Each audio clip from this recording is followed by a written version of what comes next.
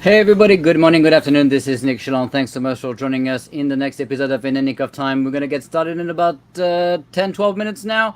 We have 6 guests today. It's going to be a pretty unique episode. We're going to be talking about how to bring agility between hardware and software, how to also move at the pace of relevance when it comes to embedded software, and what are the challenges to do that at scale, and what could be potential solutions to enable your teams to embrace DevSecOps and digital transformation when it comes to embedded software and hardware.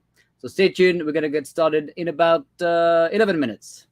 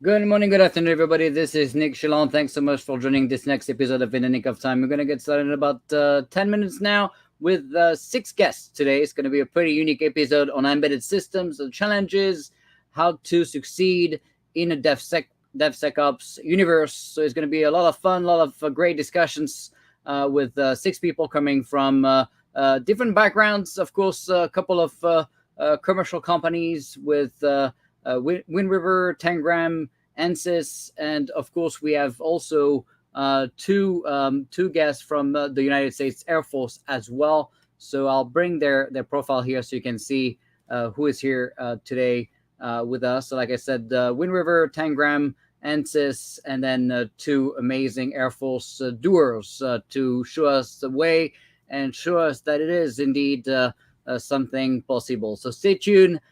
Get ready with your questions. If you want to share you here, make sure you post in the comment section your name and company so we can highlight you on the screen.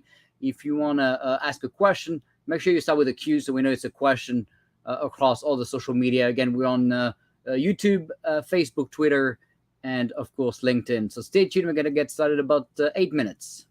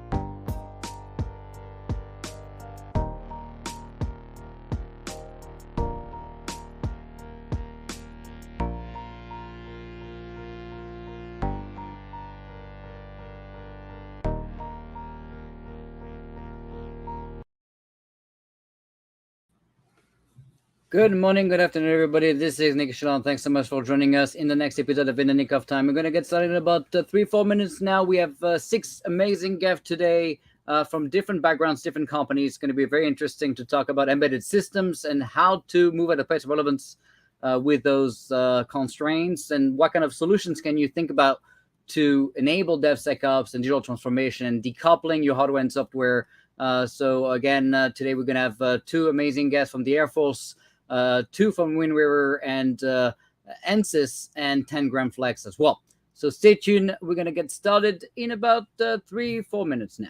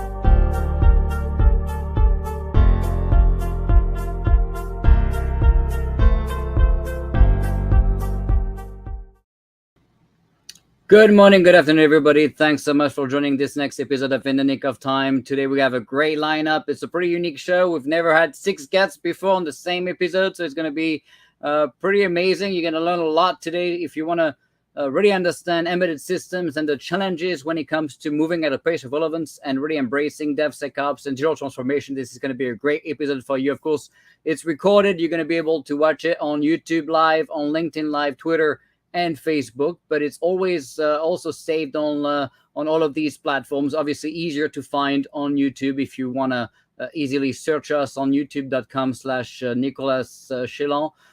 So, of course, if you have not subscribed, you need to do that. But first, I wanted to remind everybody to subscribe to the mailing list in thenickoftime.tv. If you've not done that, that's how we send you notifications about the next episodes and videos. You're not getting spammed at all, so don't hesitate to do that. Also, like we talked about, if you want to find the previous episodes and videos, it's going to be on youtube.com/Nicolas Chelon. So here you're going to find all of the videos, but also the technical videos that we do, deep dives on different topics like Kubernetes, Service Mesh, GitOps, and so on. Today, before we get started, we have a quick announcement that's going to be pretty exciting. It's something we've not talked about much before, but we've been working behind the scene, and I've been insisting and telling people that everybody needs to learn and spend at least an hour a day to not only catch up but keep up with the crazy pace of IT. So if you want to do that, we're going to be launching in August a series of curriculums. So you're going to find customized curriculums for developers, operations guys, site reliability engineers, CIOs, CEOs, CTOs, CISOs, cyber guys. And so we're going to really create training and we're going to create customized video segments. It's mostly going to be video driven, but we're also going to have a community of practice and an ability for people to ask questions live. And there's going to be live events private events. Of course, it's a subscription module. So you'll be able to subscribe. It's a monthly fee to get access to the unlimited set of videos and training. But more importantly, I try to partner with universities to do this, but most universities refuse to update their curriculums more than every 5 years. And of course, that's not going to fly when it comes to DevSecOps. And I don't want to have my name associated with obsolete training. So we committed to update the training every year. So that's going to be something that's continuously evolving, plus a new video segment per week on top of the community of practice and even some sessions one-on-one and different options there. So we're going to be launching this. Learn with Nick right now is the name. We're going to launch this in August. Doing a lot of recording now with over 45 segments already in the curriculum, covering everything from the culture stuff with how to create an enterprise team and decouple your platform team from your mission teams, and how to educate your leadership on the importance of DevSecOps and build momentum. What is chaos engineering? What is GitOps, DevSecOps, cattle versus pets? How to move from a monolithic architecture to microservices, how to use a strangler pattern, shift left, how to balance cyber and innovation, how to enable your teams to focus on mission software, how to make sure you're not building software in a vacuum, continuous software accreditation, and a lot of pretty awesome case studies and technical deep dives, enough to be dangerous, probably not deep technical deep dives, but enough for most people, including marketing, sales, and non-technical teams that want to understand all these concepts. So it's going to be a lot of fun. I'd love to get your feedback. At some point, we already got a few people piloting the training to give us some real-time feedback, and I think it's going to be pretty good stuff. So wanted to let you know that this is coming early next August. So stay tuned for that. Today, like I said, we have a pretty unique show because usually we have 1 or 2 guest maximums, but we have a pretty special topic. And so I had reached out to Felix from the Air Force. And Felix has been awesome. He's been leading a lot of the work when it comes to embedded system and really thinking differently to enable those teams to embrace the principles around agility, DevSecOps, and digital transformation. And so Felix kind of put a pretty amazing lineup of people today, and I'm going to do a quick intro before I give a couple of minutes each for them to introduce themselves, and then we're going to get into the meat of the topic. So if you have questions about embedded systems, make sure you start typing the questions, because we already got a lot from LinkedIn and also Twitter. So we already have a lot of questions. So make sure you start typing now. Start with a Q in the comment section below, so we can answer those as soon as possible. So first, we have Felix Cortez. He's a product owner in the Air Force. They always have other non-fancy title, but that's how we like to think of Felix. We have also Jorge Ramirez. He's an acquisition program manager from the Air Force major, I believe. We have John Weiss. He's a director of software engineering at Tangram Flex. Michel Chabroux, another French person like me, senior director product management at Wind River. Mike Vondrak is a senior FAE at Wind River. And we have Brian Rochelle, the business development manager for MBSC for modeling at Ansys. So all of these bring pretty unique backgrounds, and I've been working these problems for many years. I'm going to start first talking about your journey in a couple of minutes, because we have so many guests today with Felix, and then we'll move to Jorge and we'll go through the list. So let's get started with you first. Welcome, Felix, to the show. Thanks so much for helping us put this lineup and for all the work you've been doing, really empowering the warfighter and making sure that we can keep up and even win the potential fight against China. So first, over to you in terms of your background. Yeah, so thank you for having me. It's a pleasure to be on your show and bringing this topic to light. We've had many discussions in the past about this. Before we get started, though, I'd like to give a small disclaimer. The views and statements said during this discussion are my own and do not represent the Department of Defense or the United States government. That being said, my journey, I've been doing embedded all my life.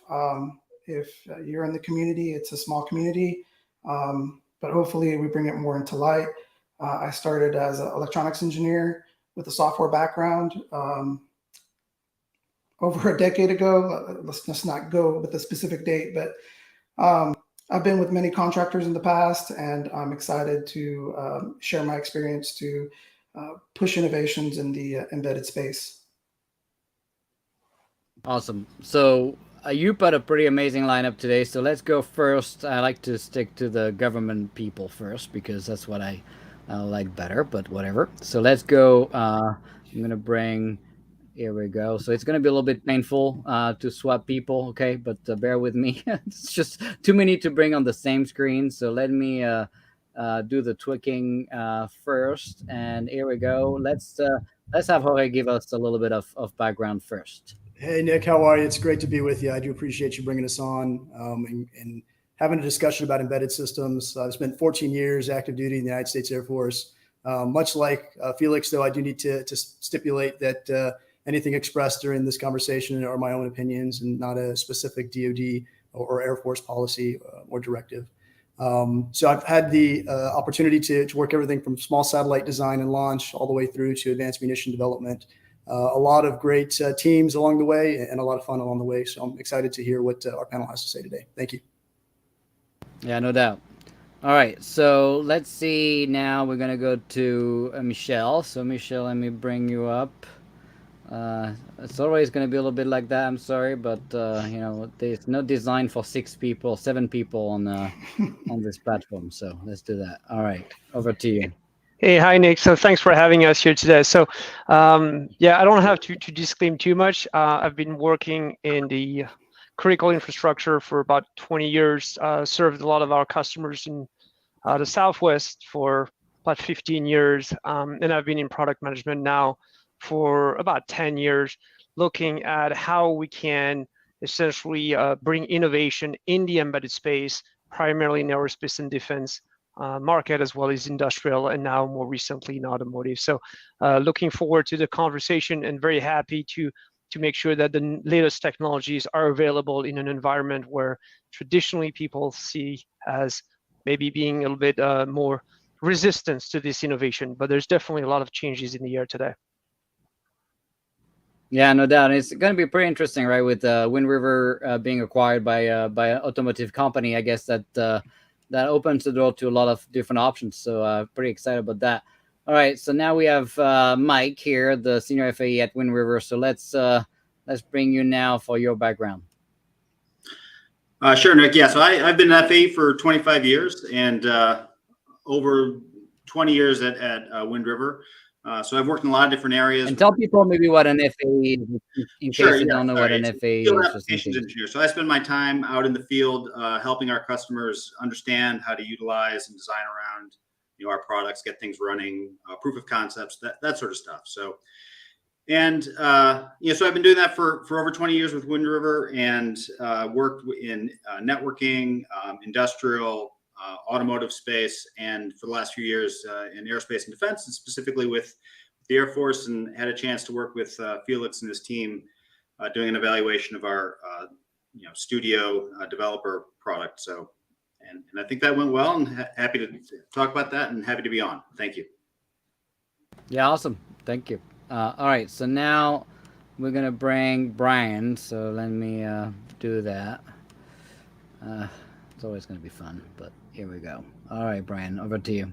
Hey Nick, thanks for having me today. Definitely excited to spread the good word on the technology that Ansys offers. I've been with Ansys for about 5 years now, and prior to that, I've worked in the defense industry for over 2 decades. I'm afraid to admit. I started off as an engineer, worked my way through the hardware engineering, hardware systems, and hardware engineering roles. Eventually, to find myself here at Ansys. So yeah, definitely excited to talk about some of our modeling capabilities to support very efficient development of embedded software applications. Yeah, so we'll talk about how this is doable, right? Because people say it's not, but we're going to prove them wrong today. Okay, so now we're going to bring John. So for people that have seen, that we had another guest that was supposed to join Mark, and I think there was a last minute change. So John, we're lucky to have you today. Let me bring you up properly on the screen in a second. There we go. All right, over to you.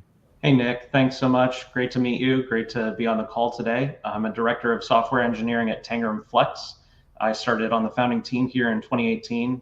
My role here is to help build out the delivery of Tangram Pro, which is our core software offering for engineers to develop, design, deliver component-based systems, especially where embedded systems are in play.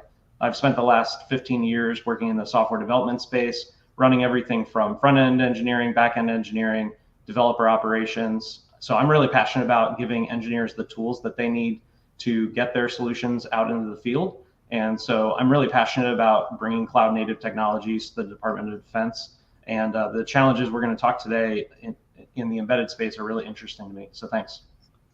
Yeah, it's pretty cool also to have companies that don't come with 20 years technical debt trying to help us do this, right? Because that's kind of some of the problem we see, right? Is a lot of those companies have been building MBSE products and different kind of embedded software products for so many years that they have a tough time, taking a step back and trying to see, hey, should we reinvent ourselves and come up with a fresh technology stack? And so that's good to have companies like you that are more recent, I guess, that don't come with all this baggage. I guess I like that a lot. But all right, so let's see.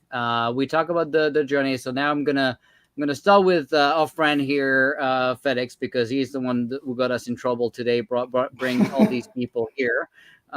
So for people that don't really understand all the nightmares you live through and that you have to worry about, tell us a little bit about the embedded system development, and also, of course, the challenges that you see that we're facing.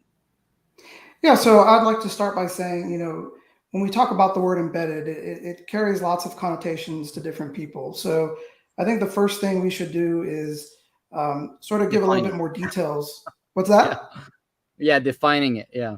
Yeah, so everybody has a different definition. So at a minimum, what I think people should do is denote sort of a delineation, a little bit more than just the word embedded. So I suggest using what type of hardware architecture you're using whenever you're having a conversation, whenever you're actually using that definition.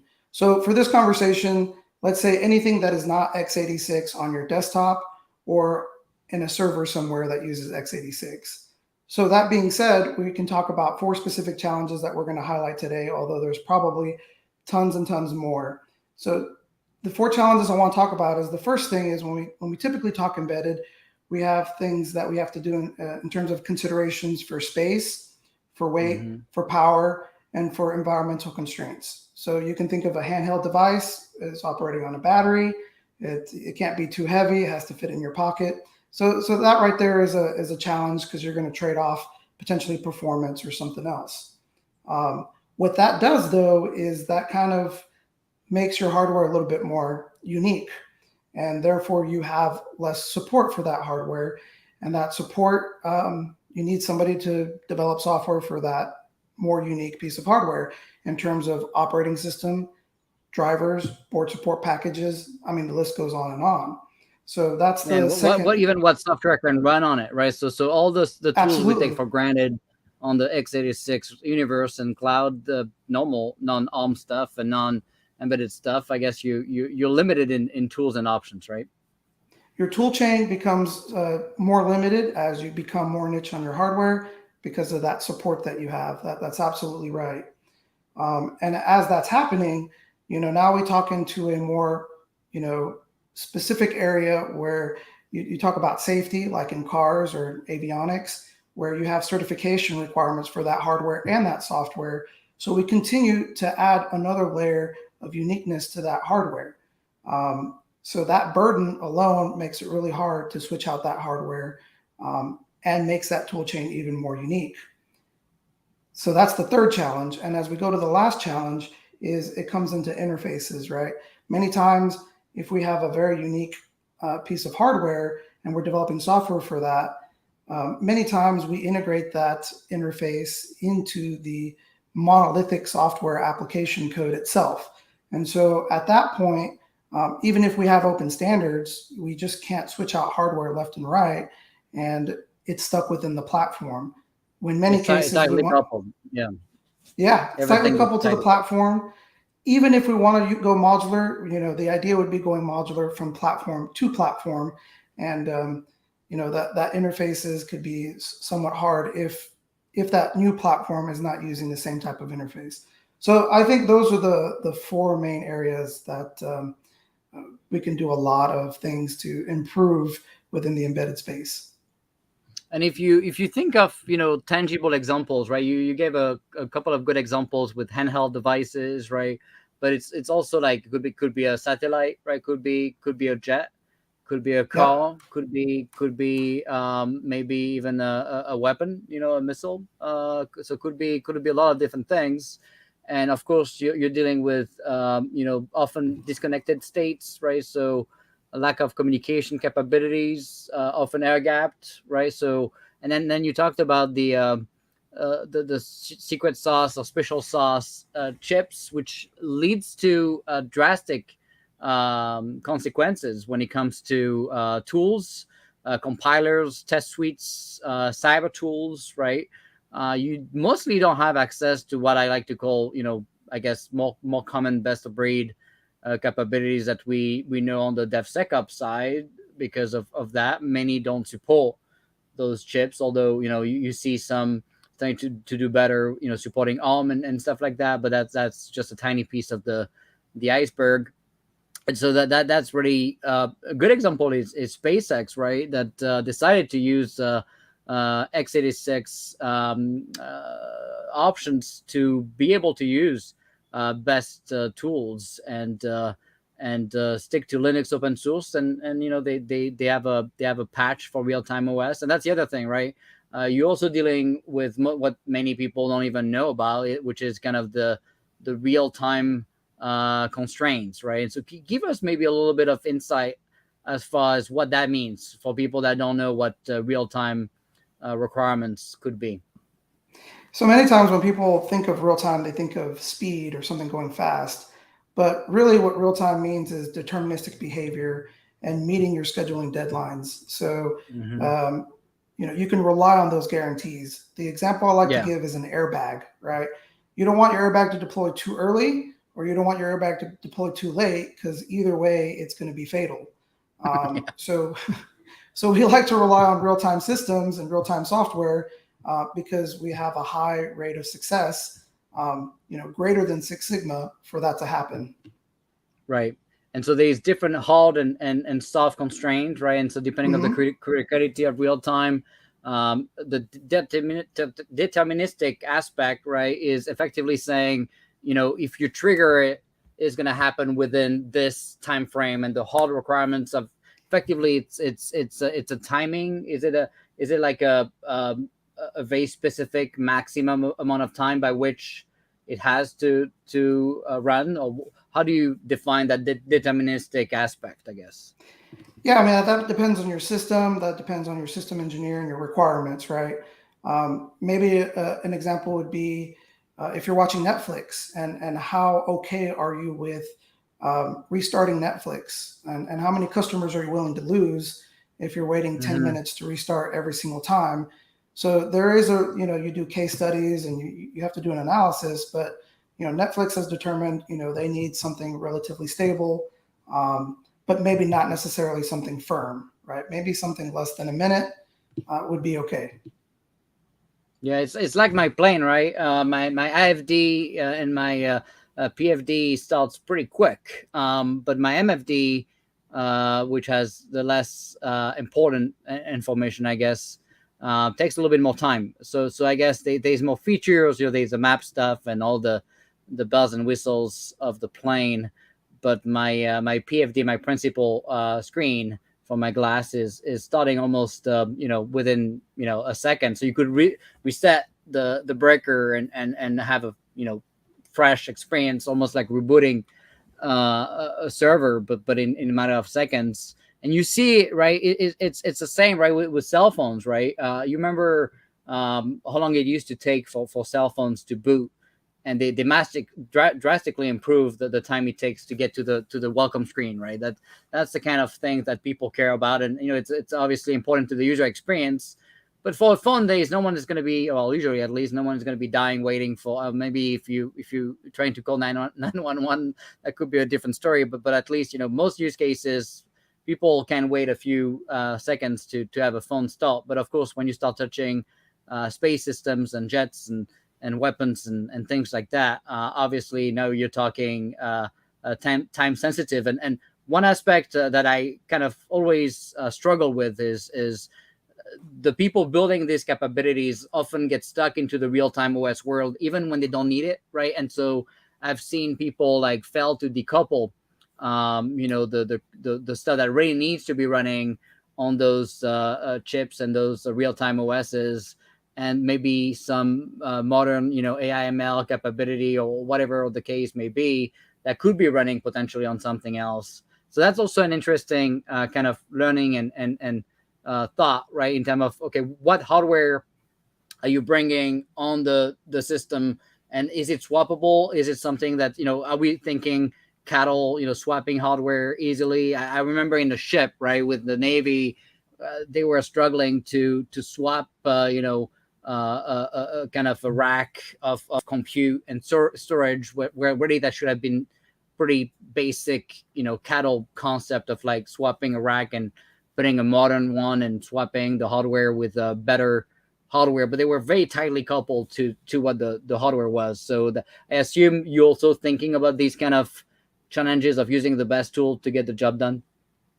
Absolutely. So, I mean, what you explained is a common problem just about everywhere in the embedded non-x86 space, because we are limited in tool chains, because we're limited on what we can do with certifications. So a simple swap sometimes isn't so simple, right? Because you've already invested so much in that tool chain. Maybe that tool chain went away, 10 years ago, and right. You no longer have support.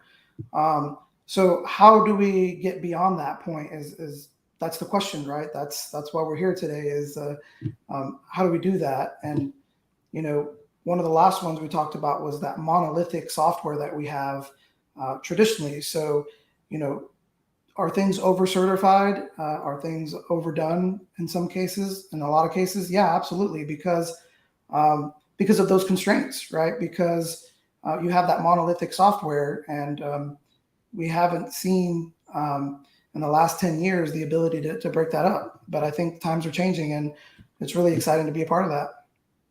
And the expectation is changing, right? I think it's not so much the people, but more like what you end up seeing outside of your job, out of DoD, and now you're like, wait, I can do all this stuff on my personal phones and things in a matter of seconds, and now I go back to the dark ages, right, in the department doing outdated things. Often not so much because maybe of over certification, but maybe because of the lack of automation of those, which end up being massive bottlenecks.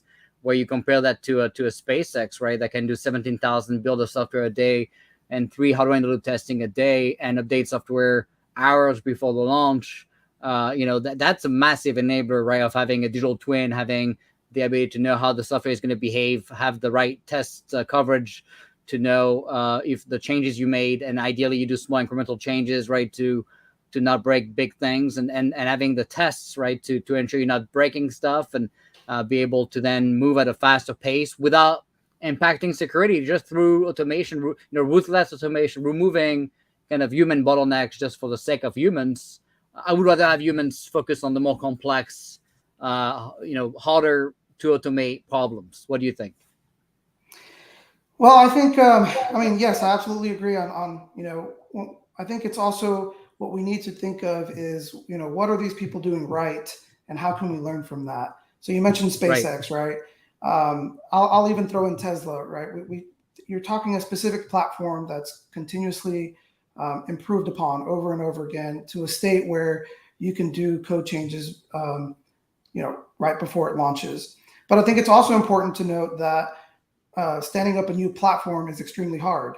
I think we've seen that in the case with the Cybertruck, right? Like, there's a lot of challenges standing up a new platform, but when we take things that are existing and we improve upon them, like Tesla did from the Model 3 to the Model Y, why can't we leverage that type of capability elsewhere, right? And so Right. I think we need to focus on what things that work. Look at your portfolio and see, I have maybe 3 versions of an iPhone.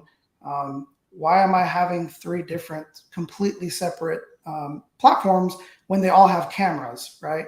And you're starting to see embedded, manufacturers and software developers utilizing the same hardware over and over again because of some of these constraints. And I think we need to see more of that.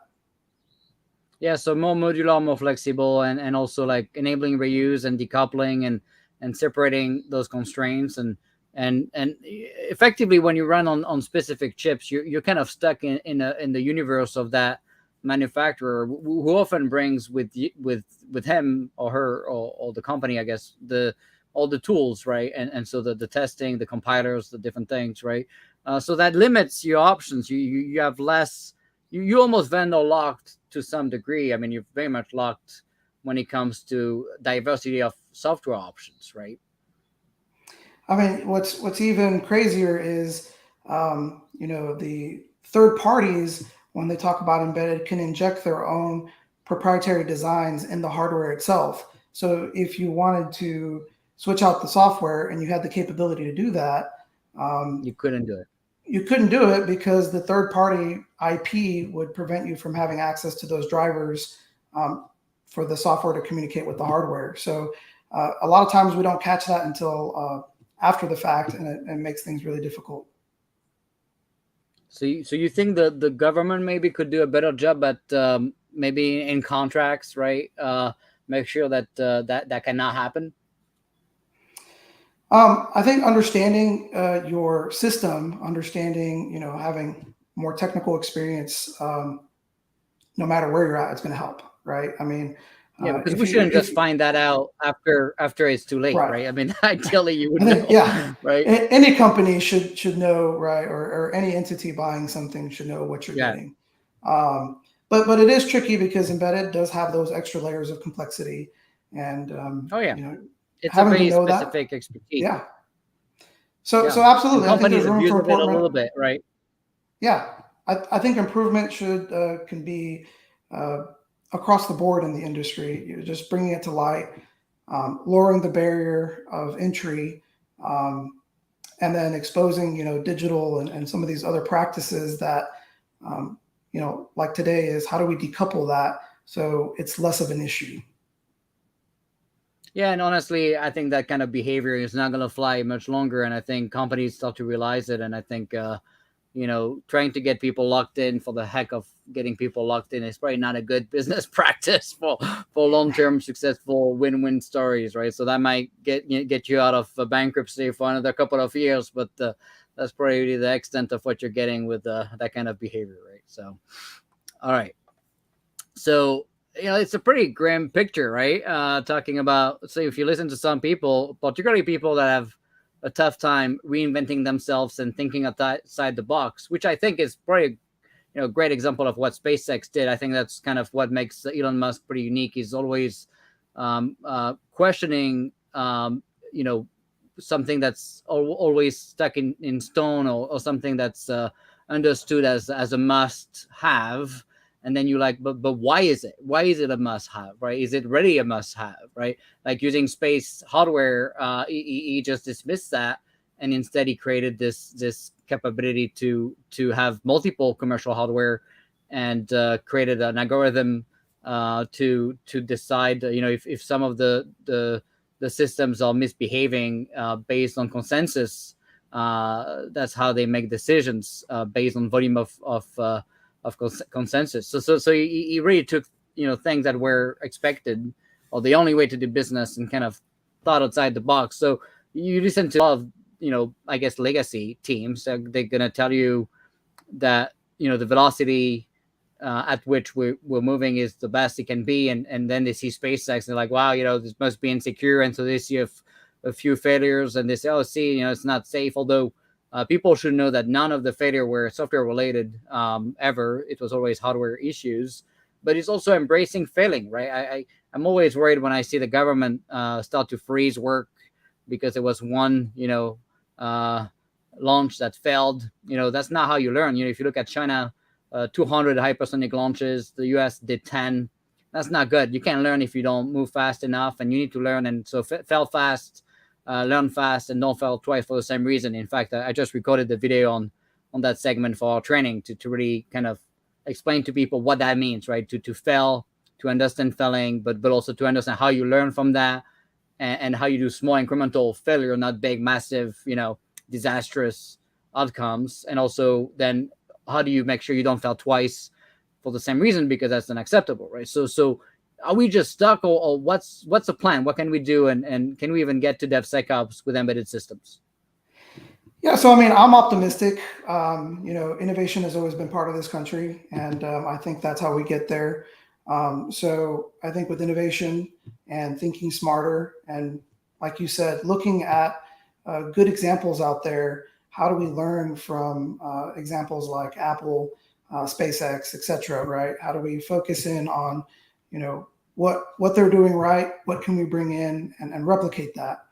And so, I'm hoping as we bring in some other guests, we can make, a stronger case to bring that in the way that fits for, whatever industry or whatever you're looking at doing, just to make sure it fits. So broadly speaking, I think there's a few things if we talk on the development side versus the deployment side that we can look at. And, although there's multiple ways to skin a cat, I've seen what I think is most hopeful is hardware emulation. I think hardware emulation is a good starting point to decouple yourself from the hardware. Because you don't have to have physical access to that hardware. So I think that's great. I think this another technology that I'm really liking and is multi-core and segmenting various applications with a hypervisor. It's not microservices just yet, but it is a way where we talked about certifications can be isolated, and we can put less critical things like a GUI on a separate CPU. And kind of move forward. The next thing is model. No, I said, yeah, go ahead. Sorry, keep going. The next thing I see is a multi-core, aside from multi-core, I see model-based system engineering. And a lot of people think of model-based system engineering at the sort of the high level, the SysML level, but really don't think about software. And I think if you start to abstract software even further into a model, and you separate, say, the logic from the interfaces, and you decouple the logic from the actual hardware, now we're starting to talk about true abilities to move that application code between hardware without those dependencies. So I think that's a great way to go. You mentioned Linux and open source. I think that's also great. Linux or SpaceX has a team. I talked to the team out there who's supporting creating that kernel for them, and they have tremendous support. I think that's a viable option for a DAL D or a DAL C type of situation if we have someone who is kind of supporting that kernel. But lots of great ideas out there in industry. I think we can take all those. And so, yeah, hopeful innovation. I think it's going to get us to the finish line, and I'm excited to see what comes out of it. Yeah, and we're going to dig into the hardware emulation now with Wind River and the team. But one last kind of follow-up, right? First, I hope we're not just going to rely on Elon Musk and his teams to show us that it's doable in every market to say we can do this, because he's demonstrated it in certainly with Tesla and being able to update software and decouple the hardware from the software with over-the-air updates, and ability to bring not just basic software update like you see on most dealers, but really and manufacturers, but really real new features, right? And that's pretty amazing. And it was, both the over-the-air update concept, which was non-existent in automotive whatsoever, and the velocity of update and the setting the expectation that, hey, you might be stuck in time on the hardware, but you're going to get new capabilities. And oh, by the way, we're going to get to self-driving together, which is even more mind-boggling, if you ask me. But so he demonstrated that on the automotive side, and then he did it on the space side, right, with the SpaceX being able to update software a day before launches, where often we used to have a freeze actually in the Air Force. So I don't know if you know, but I'm the one that kind of pushed back on this. The Air Force used to freeze 60 days, right? The launch of satellite launches, and so when we had a SpaceX launch with the Air Force, the software was actually more at risk because we didn't have access to the latest releases, because the Air Force had a 60-day freeze, which actually ended up putting us more at risk than not having it, right? So we removed it to have access to the latest versions of the launches, because they had commercial launches since then, fixed things, and because of the 60-day freeze, we couldn't put the fixes, which effectively put our launches at bigger risk than the commercial launches, which was, see how sometimes, kind of regulation and bureaucracy can actually be doing exactly the opposite of what it is designed to do, which was, allegedly make the launches safer by freezing the code 60 days before launch, which in this case was actually putting us more at risk. So it's always interesting. But tell us a little bit about what a digital twin is, because people have been asking that, and how would you describe it? So there's again tons of definitions for digital twins.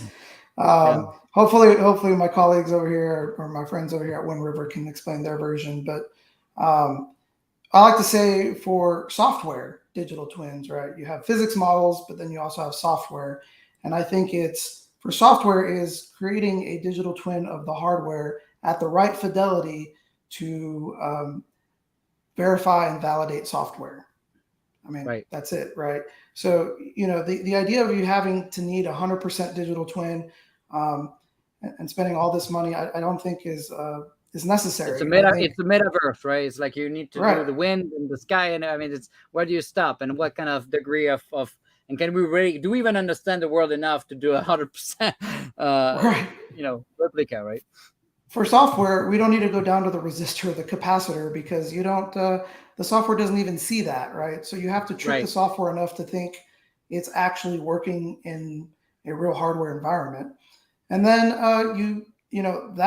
that portion right there, that digital twin really helps unlock continuous integration, continuous development, because you're no longer constrained to a hardware.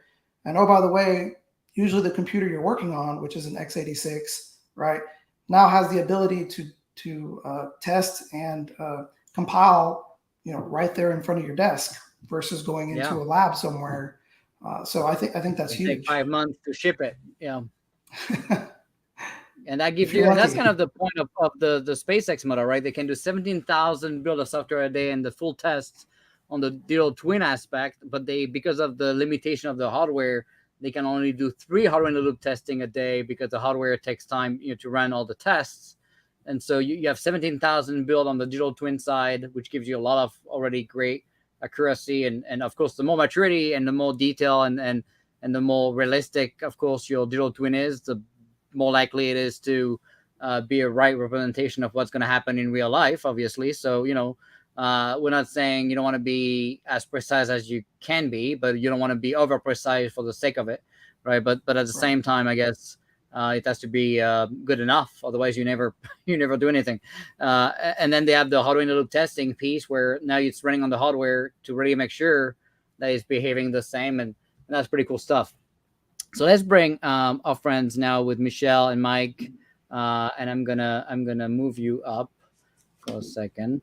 And let's dig into a little bit first. I think Mike is gonna share with us a little bit about really what multi-core and let's start with hardware emulation, because I think that's something people understand a little bit better. So if you don't mind, just telling us exactly what that is. Well, sure. Here at Wind River, we support, as Felix was describing, digital twins. So we have our SIMX environment, and as Felix was saying, the important thing here is to make sure that it's capable and functional for the software. So you could go down, you could do emulation of every register, but then it would be very slow, trying to do fully cycle accurate. So, we're focused on making it viable and useful for the software developer, so you can integrate it with, DevSecOps pipelines and doing testing in parallel and so forth. So, that's really high fidelity from the software perspective. Right. So you can effectively emulate different type of hardware, and you can put it not just in a lab, but that could potentially be on clouds too. Or what's the limitation, I guess, of where this stuff can run? Sure. I mean, you can really run the SIMX environment on your desktop. You can run it in the cloud. We've integrated with our Studio, developer platform so that you can actually have a virtual lab and integrate it with pipelines, so you can call them up and really from a single point, single portal access from a cloud standpoint, log in, start a build, push it to the digital twin test and get results. And you can even push that out simultaneously, even to multiple target types. So you want to test on x86. You want to test on, on ARM, on PowerPC, all the various embedded type of platforms. So the ability to do that. Software companies, it's a great tool for software companies that need to support multiple type of hardware, right? Exactly. Yep. Yeah. And so what's the difference, I guess, with multi-core? What does that mean? Well, I don't know. Michel, you want to jump in here with respect to multi-core? I know you had some thoughts around that and containerization. Yes, so one of the elements, and I really like Felix's point here, the idea is to reach the right level of fidelity, and with multi-core, it's the same thing. If you're going to use software simulation of hardware with software to verify your software, your own application software, you want to have the right level of fidelity. And today, we're entering a world where everything is multi-core. So we need to also enable that functionality within a digital twin environment. And that includes some of the features that Felix mentioned earlier, the ability of to leverage virtualization to run multiple instances of operating systems on a digital environment. So Nick, you mentioned we need to use the right software for the right thing. So AI/ML would use Linux, and you could use a real-time operating system for every feature function as you need. But now you can have that multi-core emulation that allows you to run that hypervisor. Then on top of that, you can run your various payloads however you see fit, right? So by combining both of them in a cloud-native environment, now anyone can actually run different payloads, validate different types of payload directly from a desktop without having the need to have an actual board on your desk, right? So that gives you that extra level of flexibility, cloud native access of simulation of hardware with the ability to run multiple payloads. That makes sense. That makes sense. So we got the emulation piece. Obviously, you guys, have been working on something pretty unique. In fact, very much early compared to most of the competition out there. When you decided to start supporting Kubernetes and containers on real-time OS, and that was a pretty massive undertaking. Why did you do it, and how? The why is actually a good question. It took a while to actually pull the trigger on this. We've had a lot of conversations with a lot of customers trying to look, in the future. Some of the elements you brought up earlier, and as well Felix brought up, was the ability to move away from a monolithic model for the applications.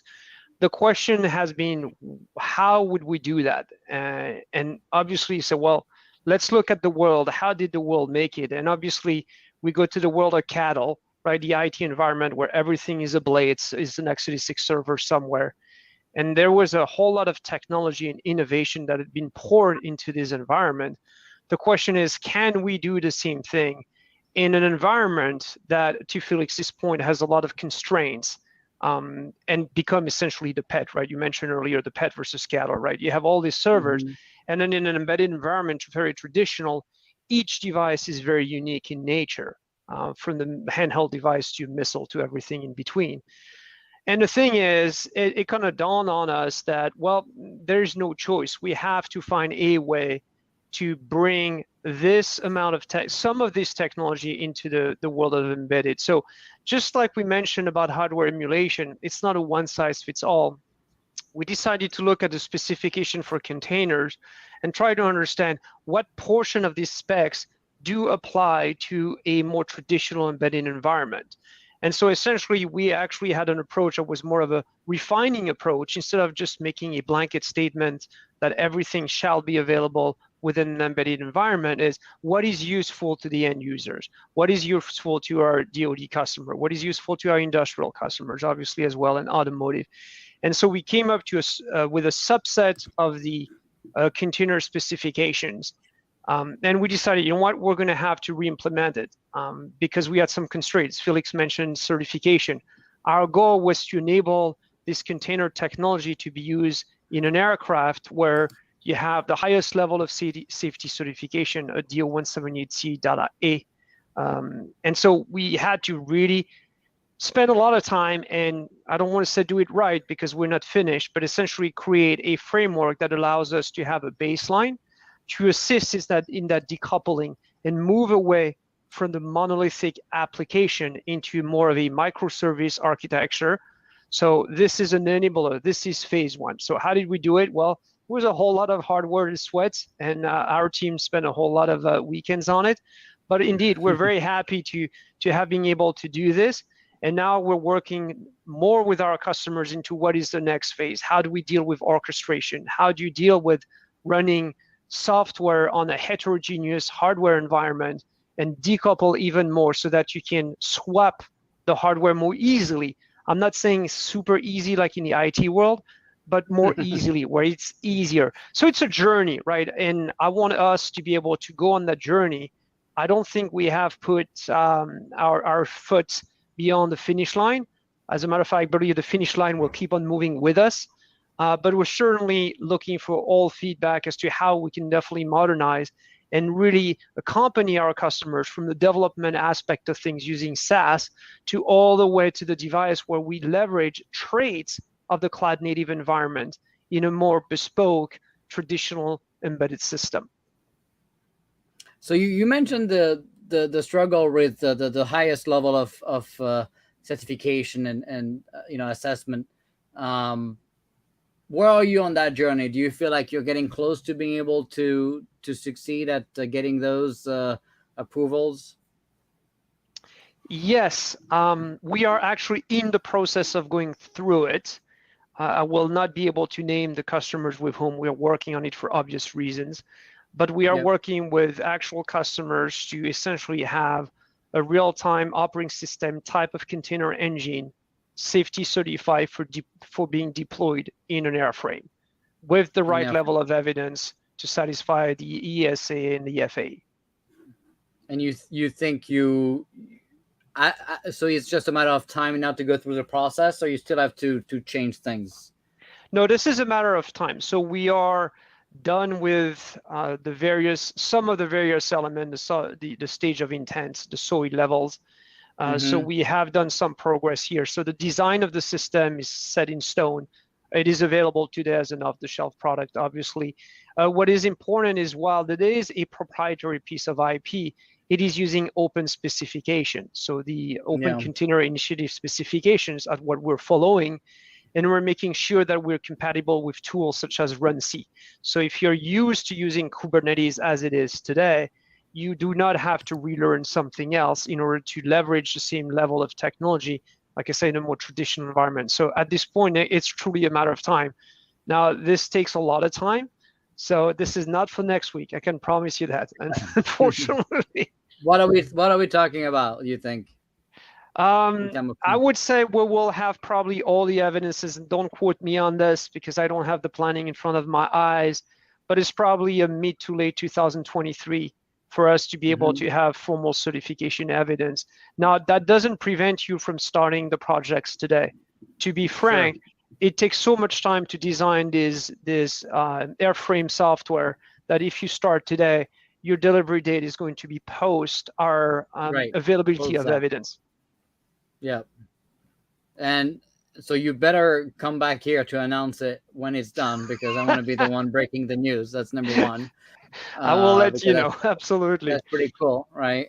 Because it will be a massive achievement. And how do you think about separating the need of true real-time software with other things that maybe a plane nowadays, or a car, or whatever is going to be doing, that doesn't need maybe all the benefits of real time? How do you see that journey in Wind River, and how do you help customers kind of think about splitting potentially the two, or at least enabling kind of the use of non-real-time software? That's a very good question. And I think Felix brought the seed for the answer here is the technology to do that or exists. It is to leverage true hardware virtualization. So the hardware today is powerful enough and has the design elements to enable the end user to truly put multiple heterogeneous operating environments in the same box. So you can essentially now be very purposeful and intentional in how you partition your application between this true real-time software and this less real-time software, or more open software. There's element of a system that will remain for the next few years kind of very closely guarded proprietary, but there's going to be some open source elements such as machine learning. And what's interesting with machine learning is now with the virtualization solutions we provide with our development environment on the DevSecOps, we have a set of assets, different types of platforms to put on your hardware. Now you can run multiple instances of Linux alongside an RTOS, right? Multiple instances of an RTOS alongside multiple instances of Linux and Android for that matter in the near future. So you're looking at being able to deploy a full operating environment that is completely open, like we've discussed Linux, next to a completely proprietary environment or mix of both. And the beauty of this is that doesn't mean you cannot have them communicate as well. So you could do the AI ML on your Linux environment. And because the entire system is safety certified as well, then you can communicate between your Linux environment, and you can have the AI and machine learning be an input into a more critical part of the systems, like controlling the landing gears, for example. Felix used the airbag as an example. When you want to land, you want to make sure your landing gears are deploying when the pilot, wants to deploy them, right? So some of the elements of the airframes have a type of SLA, if you will, that is different than some others. And by being able to combine them in one box, you can now address the swap issues, the space, weight, and power, as well as the ability to bring in this modern development, this modern construct into a more traditional world. To close on this, the software that we use, this asset that we have, is also being certified to DO170C DAL Alpha, and we intend to have the evidence available by the end of this year, so by the end of 2022. And this is an environment, as I said, where Linux and proprietary will be able to coexist, completely side by side, collaborate, and enable these new workflows. Also containers. You can use containers in Linux, you can use container in the RTOS. Using virtualization doesn't preclude you from doing this, move away from a monolithic environment. So it gives you multiple aspects of decoupling from the low level of the hardware all the way to the high level of the stack. Yeah, that's very cool. And I can tell you, as I have a retractable gear on my plane, and I still look at those 3 greens very carefully every time we're landing. So I certainly understand of the importance of the landing gear. I don't want to do a belly landing anytime soon. So, all right. So we talk about I guess really the first main engagement of Kubernetes and containers on real-time OS. We're gonna move now to talk a little bit about how do we go about developing software and abstracting it from the hardware, and so we're gonna go back to Felix, but we're gonna bring also our friends from Ansys. So Brian here, I'm gonna pull you up.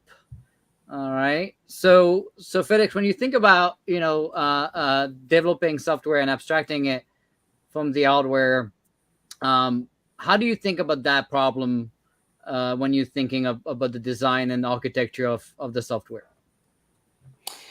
Yeah, so I mean, traditionally, if you are going to start software and you have a hardware constraint, you have to think about that first, right? It's hard to get started if you don't know what's available to you.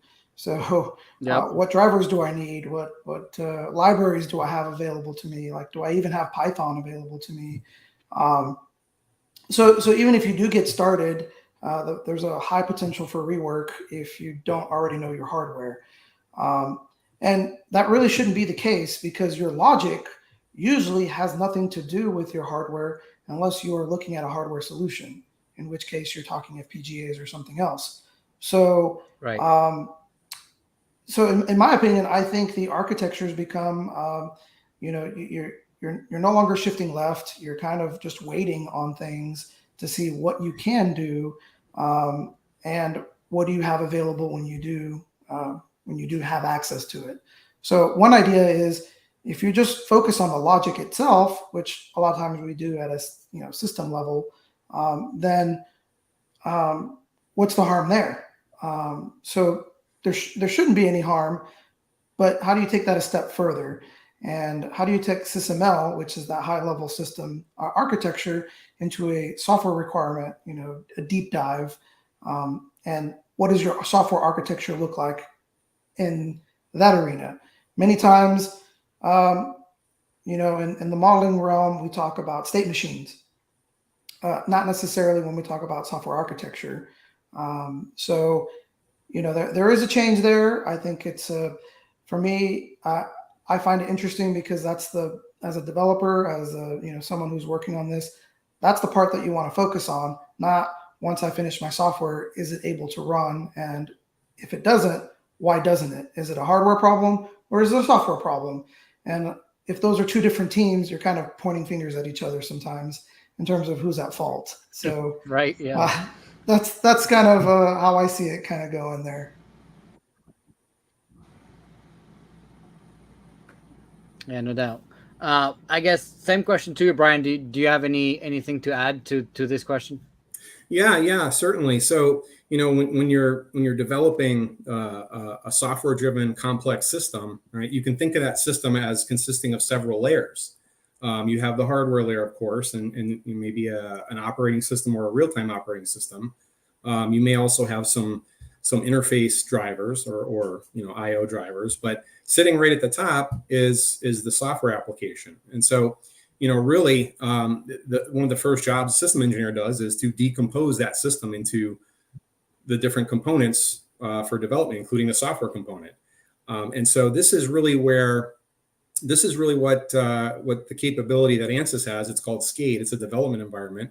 It's a model-based development environment meant to really efficiently tackle complex, embedded, safety-critical guidance, navigation, controls, or display or human-machine interface type applications that are really meant that have a high cost of failure. And they're really expensive to find failures down further down the development cycle. So to be able to do this efficiently, I guess some would say, is the holy grail of embedded software development.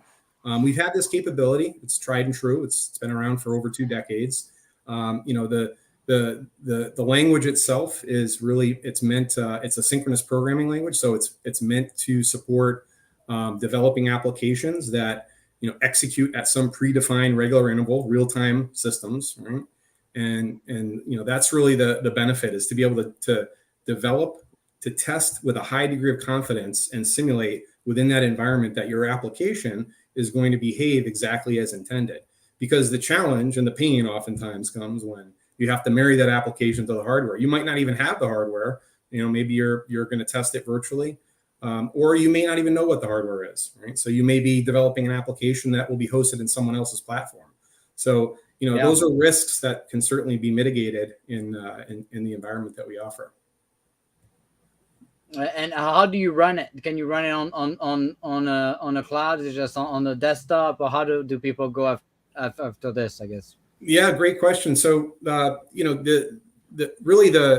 secret sauce under the hood of the development environment is in the code generation, right? So we develop this code generation. It's qualified to various standards across different domains, including aerospace and automotive and industrial, to produce human readable source code to a standard that has strong consideration for safety. So it's an expensive process to qualify any kind of software. So we develop it to be run in a Windows environment. It can be on-prem on your laptop, or it can be hosted in a VM in the cloud.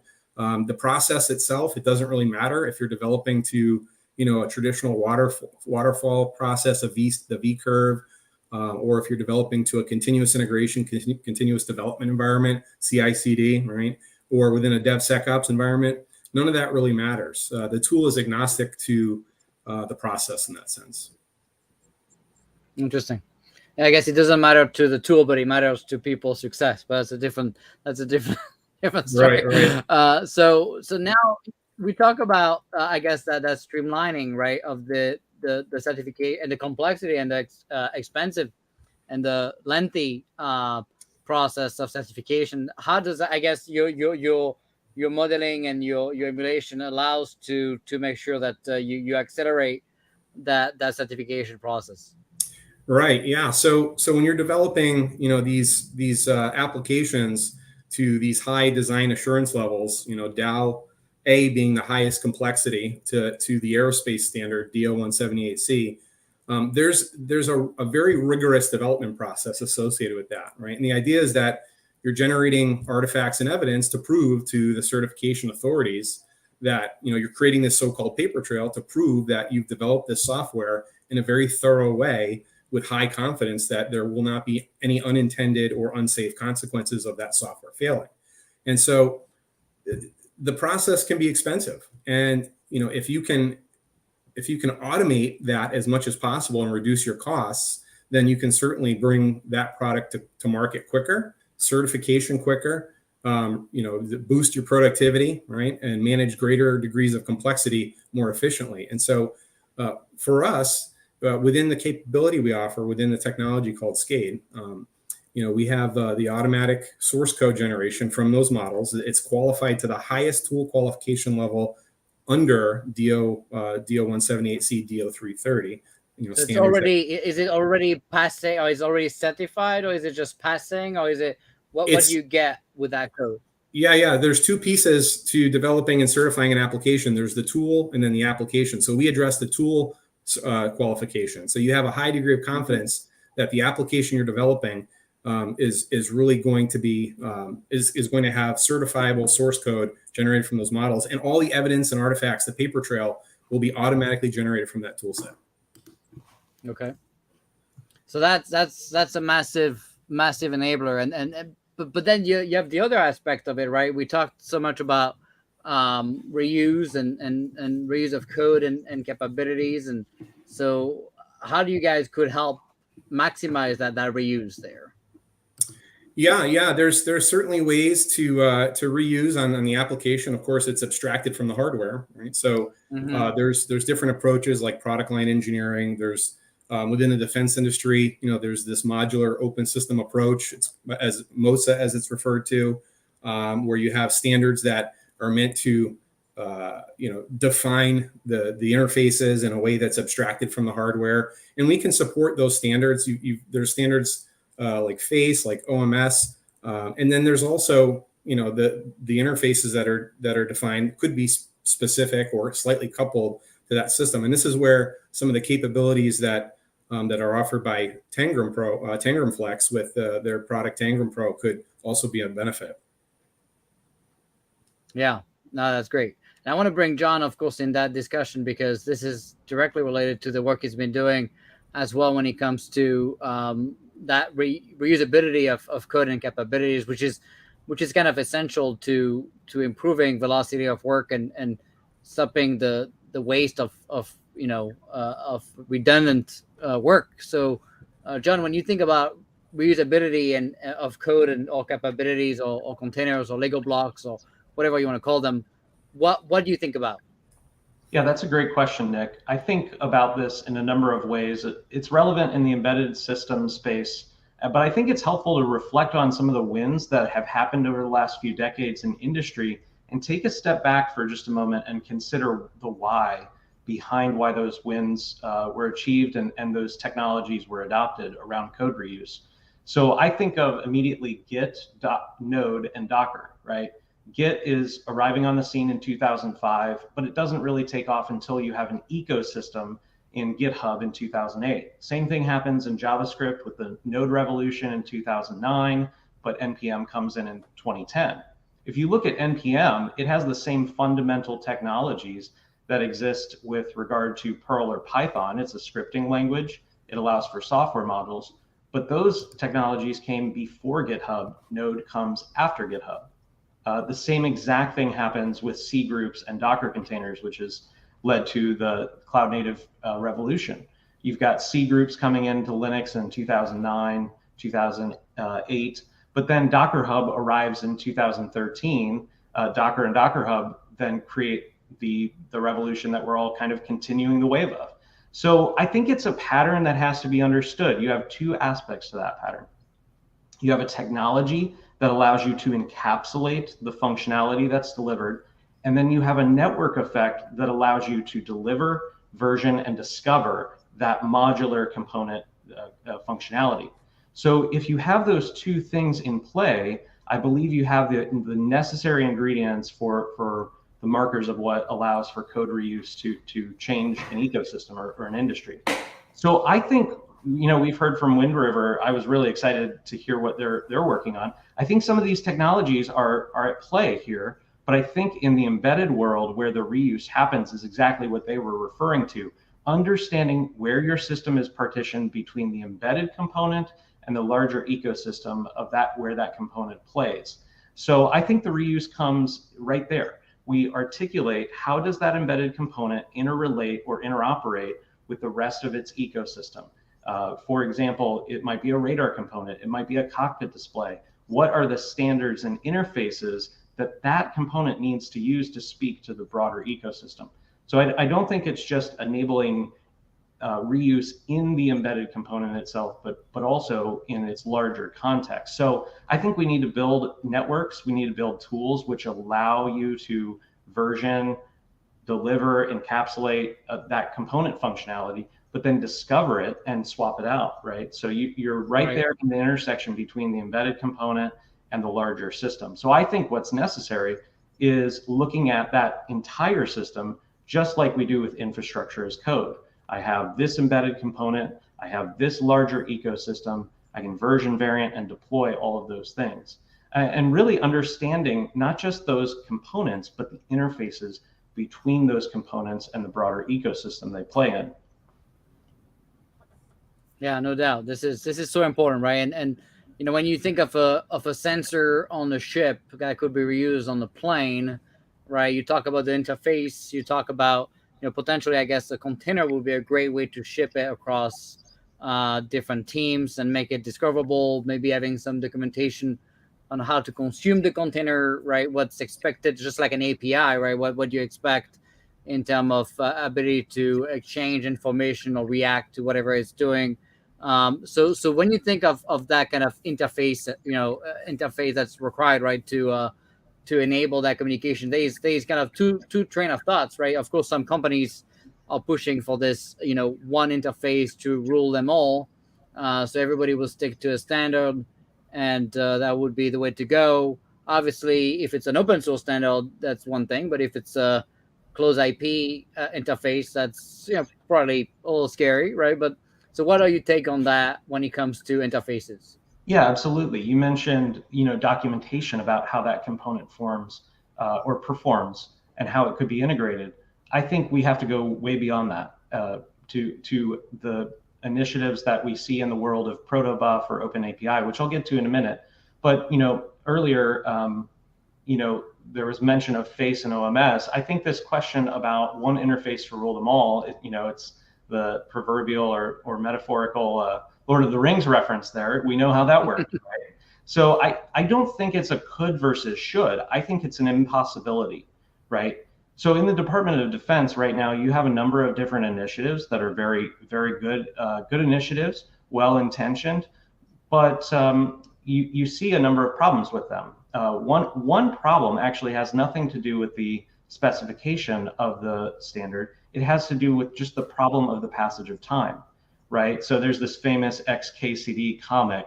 You've got a situation where there are 14 competing standards, and that's ridiculous. We need to have a new standard to encompass all the standards. You have the a new 15th problem now. is 15 competing standards, right? So once that standard is adopted and deployed, it's impossible to sunset that standard. And so didn't you hear that the DoD CISO just said we don't have enough cyber frameworks? We're gonna do a new one too, just yesterday. So I kind of commented on that too. So yeah, so I think the single interface approach is just the mistake of the central planner, right? You can't see all the possible worlds where you need to deploy or integrate in. So I think what you need is the ability to tie a standard specification to the standard implementation. So, Brian was mentioning this idea of code generation. I think that code generation technology is very powerful in the interfaces. So you see this in the software as a service world. You have a lot of technologies in this space already, like Swagger, OpenAPI, Protobuf. But those technologies really, they kind of perceive as the protocol is done, it's at rest. But really what we need is not only is this standard specified, but here's how I can version between standards and nuance or variant or extend standards that don't have capabilities that I need for my mission or my deployment. And so I think that's a little bit what Felix was describing earlier. And what we've discovered at Tangram Flex is that when you do this, the articulation of that interface between the embedded component and the larger system is you actually get a whole new breakthrough of your ability to cyber harden and bring a lot more assurance to the correctness of that whole ecosystem. So I think if you were building a software as a service today, you'd know exactly how to deploy it. You'd do infrastructure as code, you'd have GitOps, you have source control, CI/CD. But what would that look like in an embedded systems deployment world? You'd have a full specification of the system, where that specification and design of the system maps to the flow of the data between the parts, between the embedded system and its larger ecosystem. You'd be able to specify the state of the hardware. You'd be able to bring that into a testing and emulation world. And you'd have that design linked to the delivered sets of components and functionality. And then finally, moving back to that, NPM Docker Hub vision, you'd have some way to publish that system and the components of that system to a larger ecosystem outside of one company or even one area of the government. You'd be able to share those components, and interoperability is an artifact, or it's a property of that kind of deployment. Yeah, that's very impressive. And so when you look back and you think of some of the engagements you had over the years, and I would argue most people in the embedded system world don't even know what protobuf is, and maybe GitOps, and maybe some of the other things you mentioned today. But when you so that kind of get me intrigued, right? What would you say was the most impressive teams that you got to meet, if you can say, of course, that was the most mature in their embedded system kind of agility enablement journey? Yeah, we're working a number of programs right now that I can't mention here, but are very exciting. We're seeing the adoption of containers. Can you say the service or the a broader? The Air Force. The Air Force. It's always the Air Force, so yeah. We're seeing the adoption of containers today in the electronic warfare world. It's very encouraging to us, and they're taking that approach of, we have application software in containers that calls down through firmware calls or operating system calls down to the lower level system. But in general, what we see is teams that are leaning forward, where these technologies, there's a little appetite for innovation, a little appetite for engineering excellence. These innovations allow that team to deliver faster, stronger, better. In fact, this is why our company was created, was our parent company, Gawa, their performance on DARPA HACMs in isolating the specific parts of the system that need to be understood and protected. And so I think it's the best of both worlds. You bring all the strong certification guarantees, you bring all the interface code generation capabilities from industry. Yeah, no doubt. And I guess I have a follow-up for our friend Felix here. When you think of the interfaces, right? Obviously, John just mentioned a bunch of open source standards. But do you feel like, I'm always worried about the government trying to create some snowflakes, DoD specific secret sauce that no one else is using, and compounding the problem, right? Because you're creating a talent bubble, and you're creating something classified or something that cannot be reused across industry and automotive and space. And it's just, I hate it, right? But do you think there's an opportunity for the open source community to bring options there? I actually do. I think part of the way we do that is by reaching out to some of the partners in industry, creating a consortium, and just asking the question, what can we do in this space? So, I think that's what's kind of organically happening here. I'm hoping these conversations that we have today, people start communicating and reaching out and saying, why are we doing it this way?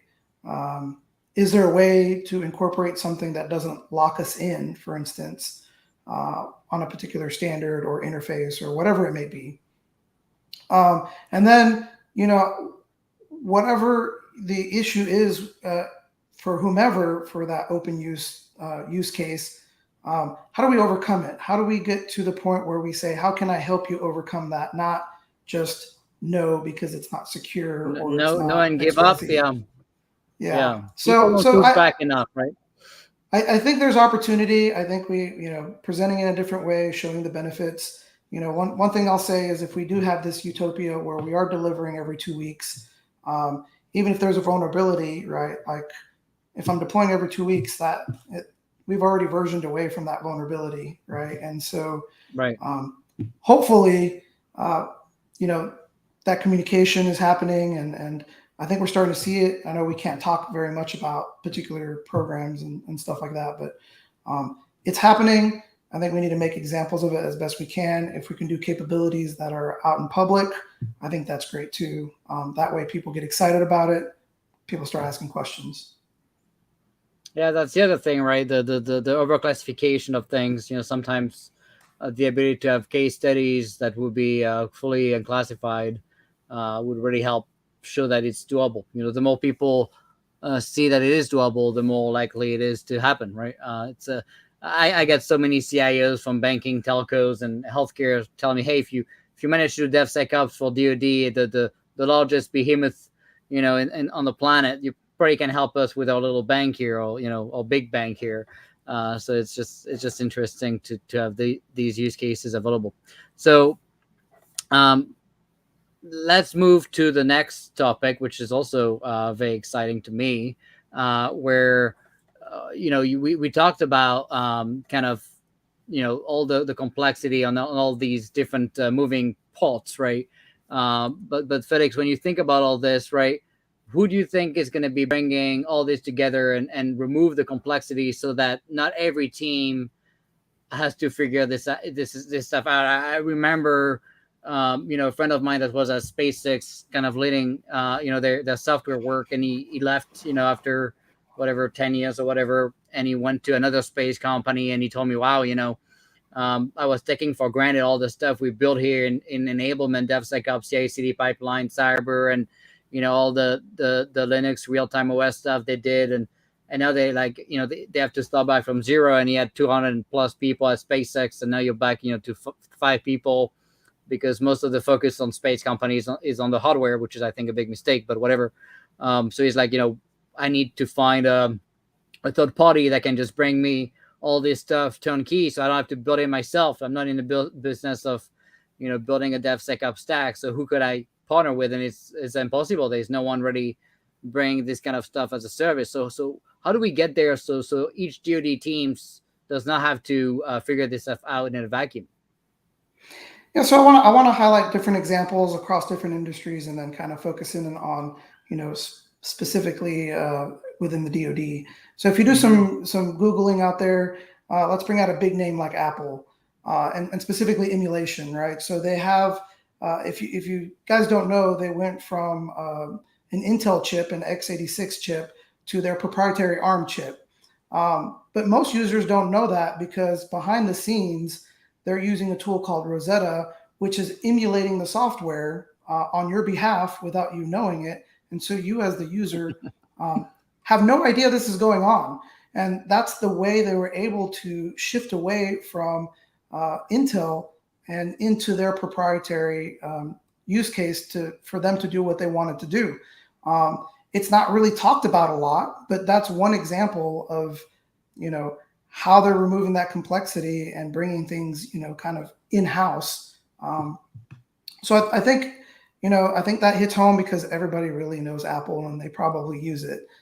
So it's happening right now. But most people don't have the resources of Apple, though. So that's how true. do you deal with that with smaller teams? Because that's kind of my fear, right? Is the big guys will figure it out, but we're gonna lose the little guys, and that's bad for innovation, right? The big guys aren't going to tell you, right? Like, they'll say they're doing it and they'll bury it, It's right? magic. They're like, It's magic. Yeah, it's magic. It really is. And so, but it does make it hard to learn, especially when it's proprietary and they're not sharing it. So, how do we get there? Who are we talking to? And we have some great ideas that we talked about today, but who do we have to learn from, and what's being highlighted out there? So if you do a little bit of research online, specifically a couple weeks ago, you looked at General Bunch's exit interview. You'll see a lot of publications out there. One of the headlines that strikes me is modular weapons could improve surge capacity. And then he highlights a specific Vanguard program. And then he says, digital environments can bring different ideas. We can look at those to determine what we want to do and what we want to go out and buy, what gives us the most return of investment, right? So I think highlighting digital, highlighting some of the key things that we talked about here today, DevOps, doesn't go deep into embedded, but I mean, when we talk about these systems, it's pretty obvious, right? So I think this is a good segue here for, someone who's probably in this space a lot, and that's probably our next guest. Yeah. And I'm so excited to have him, because I like people that do stuff. I'm good at talking about other people's work and take credit for it, right? But let's bring Jorge Hayes, and I have so many questions for him, and I think the public also has a lot of questions that I see here. But when you hear all the different topics we talked about, first, it's a pretty complex problem, a lot of commercial IP, a lot of legacy things, a lot of newer way of thinking that are disrupting the legacy companies. I don't like to be disrupted, and some would prefer to put their hand in the sand, pretend it's not happening, but it is happening regardless. Of course, the more competition, the better, right, for the government standpoint. So when you look at the adoption of all these things we talked about today, how is that going, you feel, in the government today? Well, thank you, Nick. And I think, when Dr. Roper penned Bend the Spoon, and when General Brown came out with his accelerate, change or lose initiative, right? Those are key indications that we are kind of lagging behind, and that we need to keep pace and outpace our adversaries, and keep pace and outpace, hopefully, even the state of the world that we're seeing, especially with embedded systems and software development. So, the government is a large entity. It's a robust organization. You can probably attest more than anyone else. And it's difficult to try to steer that boat, if you will. But getting the word out, right? And I think when we started this conversation, you talked about educating yourself, right? Getting the word out and educating yourself, I think, are critical things that are going on right now. And we are making strides in that direction. So getting more teams educated on what the state of the world is, what the newest tool sets are, and how we can implement those into our programs is going on right now. And it's breaking some ground, at least. Yeah, so that's great news, right? So but then you're thinking, okay, what's next, right? So what do you think the government could do to do better at removing some of the sometimes the government get in the way of common sense, or get in the way of innovation through our own mistakes or own misunderstanding, lack of training. That's why I've been focusing on this course, because obviously it's not to make more money. I don't care, but it's really to make sure that people get the training they need, because I really go back to unbiased training that's not pushing the secret sauce of Microsoft or Amazon or Google or whatever, right? And so when you look at the lack of training of some of the leaders and even the middle tier rank, I guess, what do you think the government could do to remove some of these impediments for that adoption to scale? That's a good question. Felix kind of highlighted one of the critical actions here, and that's to build out reference architectures, right? So as we build our systems, is there a way for us to design a reference architecture that enables us to clearly articulate what we want and desire, kind of frame the problem set a bit, and then maximize the ability for reuse down the way? I think that's a critical action that we can take going forward. Would you use? No, I'm sorry to cut you off, but would you use OMS, and the work that's been done on that side of the house, by LCU and the teams? And is that a good example of an architecture to enable reuse, or are you thinking of something different? No, so there's a number of top level architectures. There's avionics architectures. There's architectures out for EW type solutions or munitions. And those are really trying to scope the way that we build and articulate the way that we build our systems, right? Decomposing them into bite-sized chunks so we can put them back together in the Lego bricks that you described earlier on. And then you can go a level down, right, to things like OMS, FACE, some of the standards that are out there that enable you to broader and then more granular. Okay, more granular, right? Some of those implementation strategies that make it, a good starting point from a program office to start from.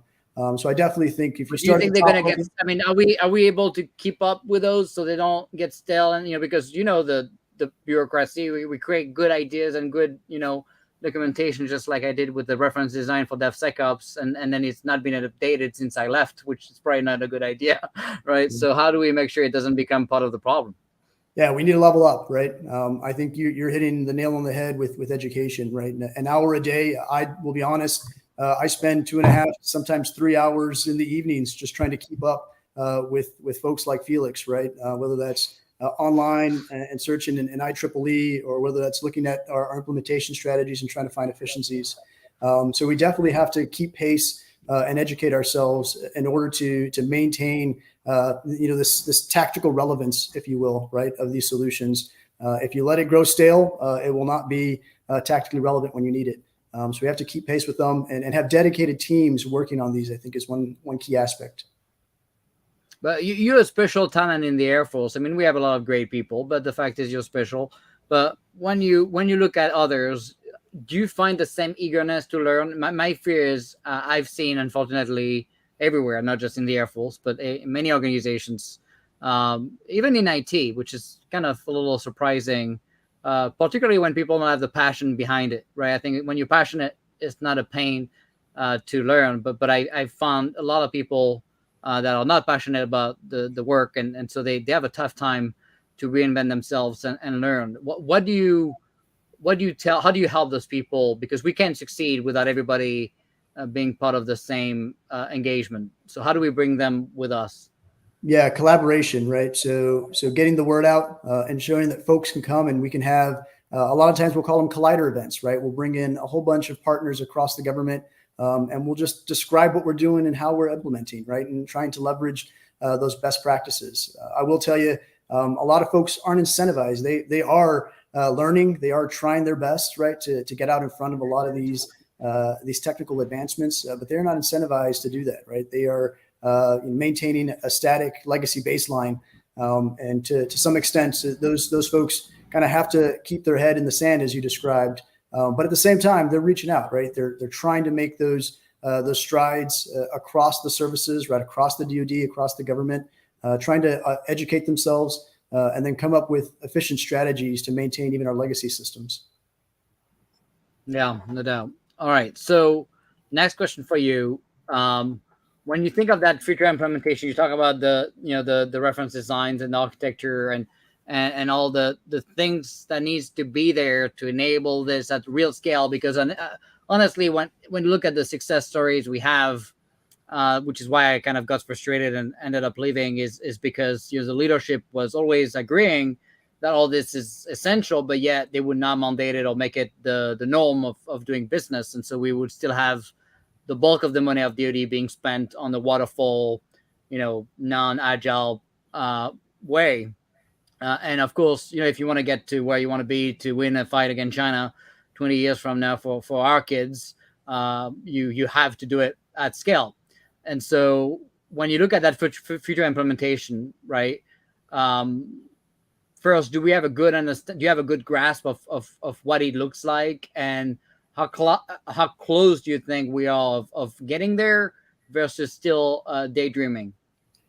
So ideally, we're not daydreaming anymore, right? I think General Bunch's exit interview is pretty clear, right? There's a clear view on where we need to go and how to get there. The hard part is doing the proof of concepts, right? Doing the risk reduction, showing folks that it's executable, and then scaling that solution set.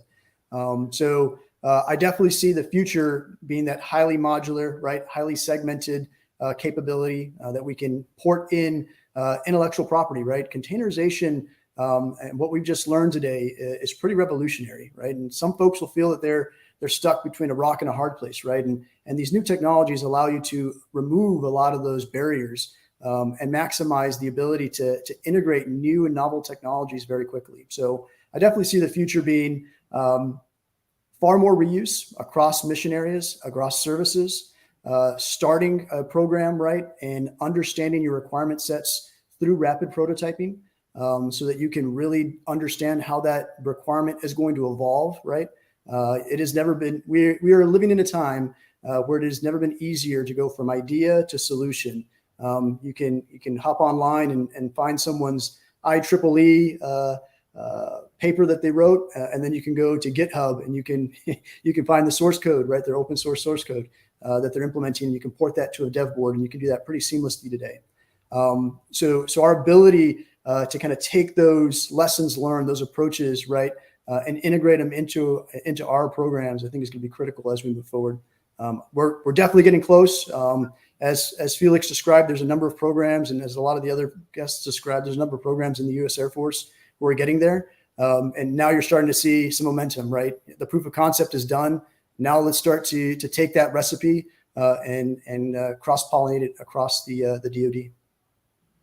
Yeah, and that's kind of the thing, right? At first, people wanted examples, and then they got a bunch of examples, but yet, there was still no eagerness to make it the norm, and that's kind of what got me frustrated. But I think, thanks to my engagements now, I was able to really educate a lot of people. But the problem goes back beyond the Air Force leaders. It's really also how Congress fund things. I might think about giving my courses at no cost to the staffers of Congress, because at the end of the day, if they were maybe a little bit more stringent on how people should be reusing existing capabilities to fund new programs and break some of these silos and think more as enterprise capabilities and reuse, instead of like funding siloed programs, which effectively are, by the way, taught by the Defense Acquisition University not to use enterprise services because it creates a dependency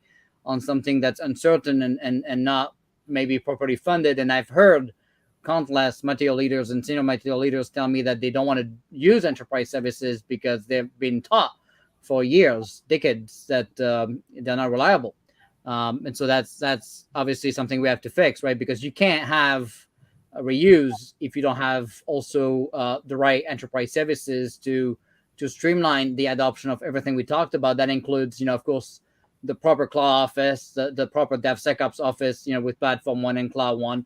But that also includes, the MBSE multi-tenant kind of universe where you can have all the digital twin tools and all at all classification levels, and really streamlining the adoption of these technologies so that many of these will be easily consumed by the programs. I also hope that some of the more legacy older companies start moving away from kind of the stuck in time Windows universe and start pushing maybe a little bit more cloud native multi-tenant solutions as well.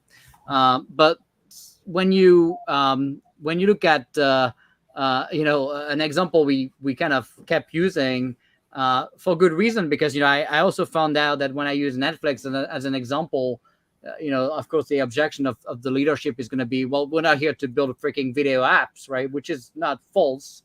So I find both SpaceX and Tesla to be better examples for the DoD. I did a whole video segment on my training course about how to get momentum with the leadership and how to get them to understand the problem and care and help you get where you want to go, right?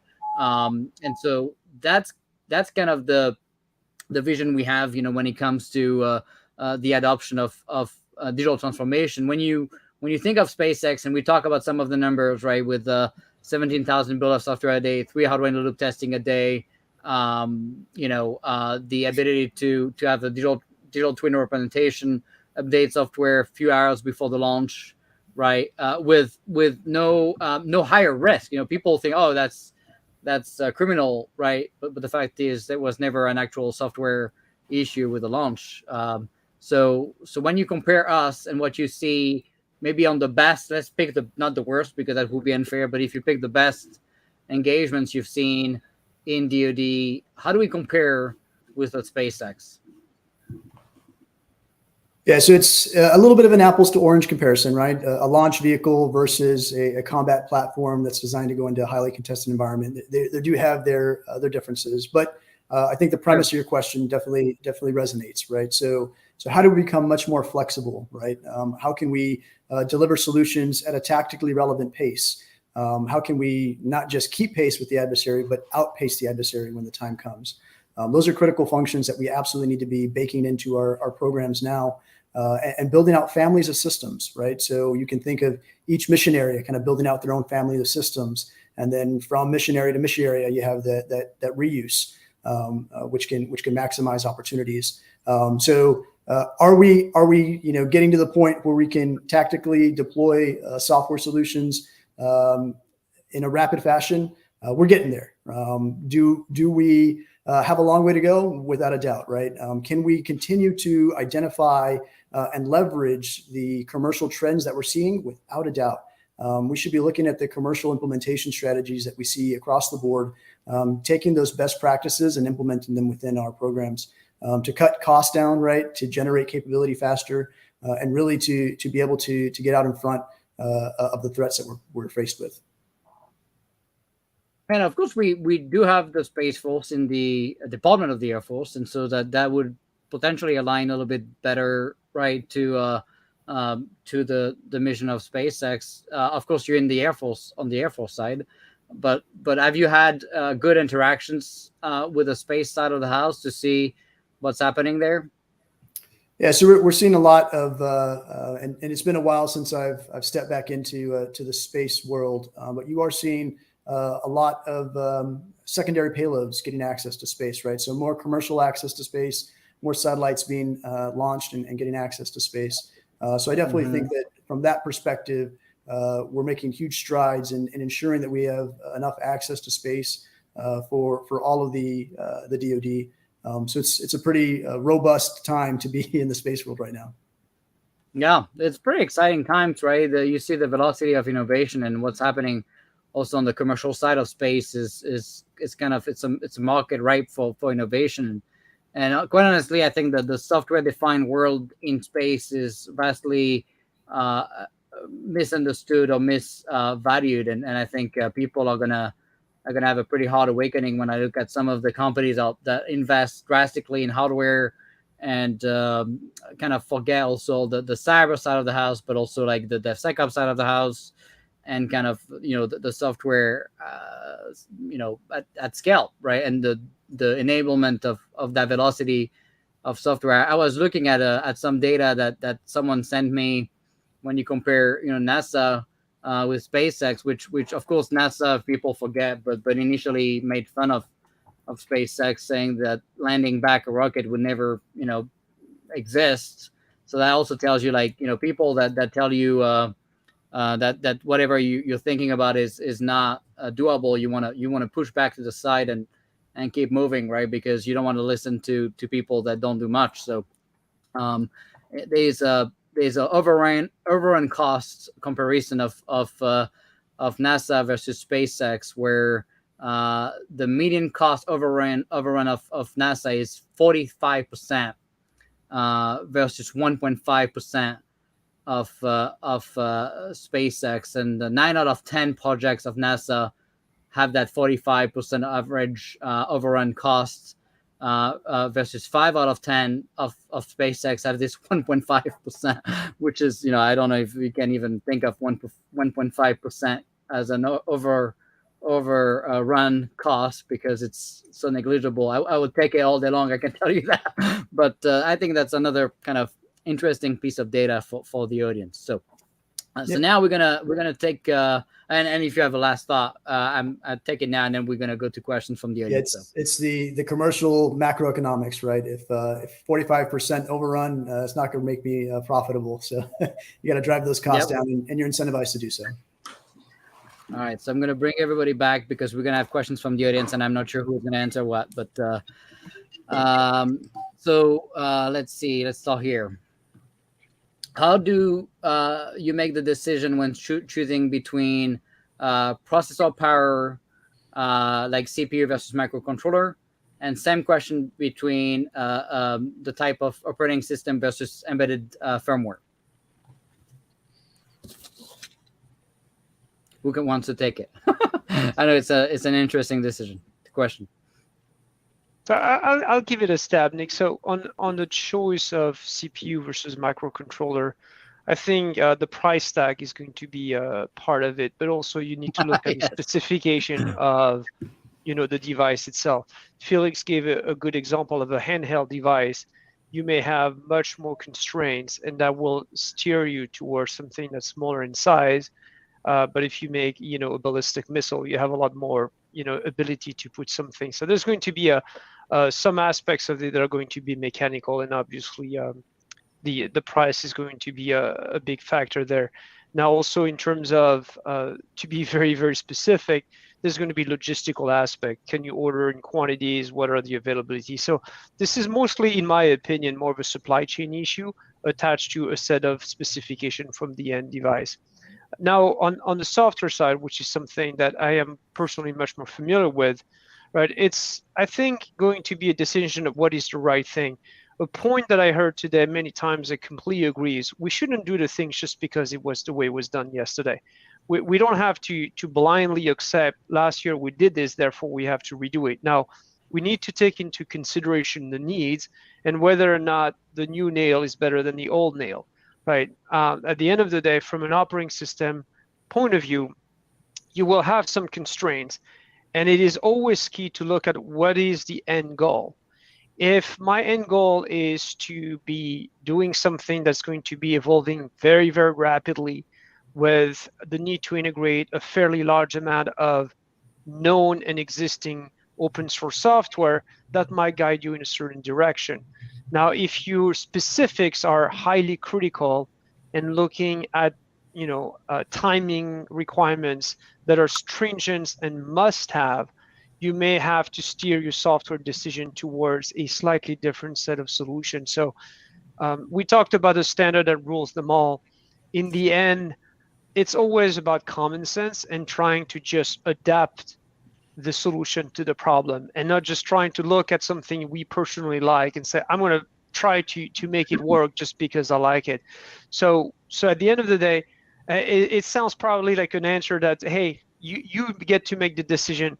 I really believe it. There's no one size fits all.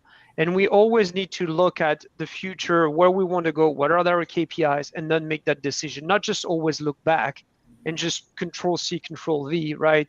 Copy paste just for the sake of copy pasting, right? So it's a politician's, what I would call a politician's answer, but at the end of the day, your mileage may vary greatly depending on what you're trying to achieve.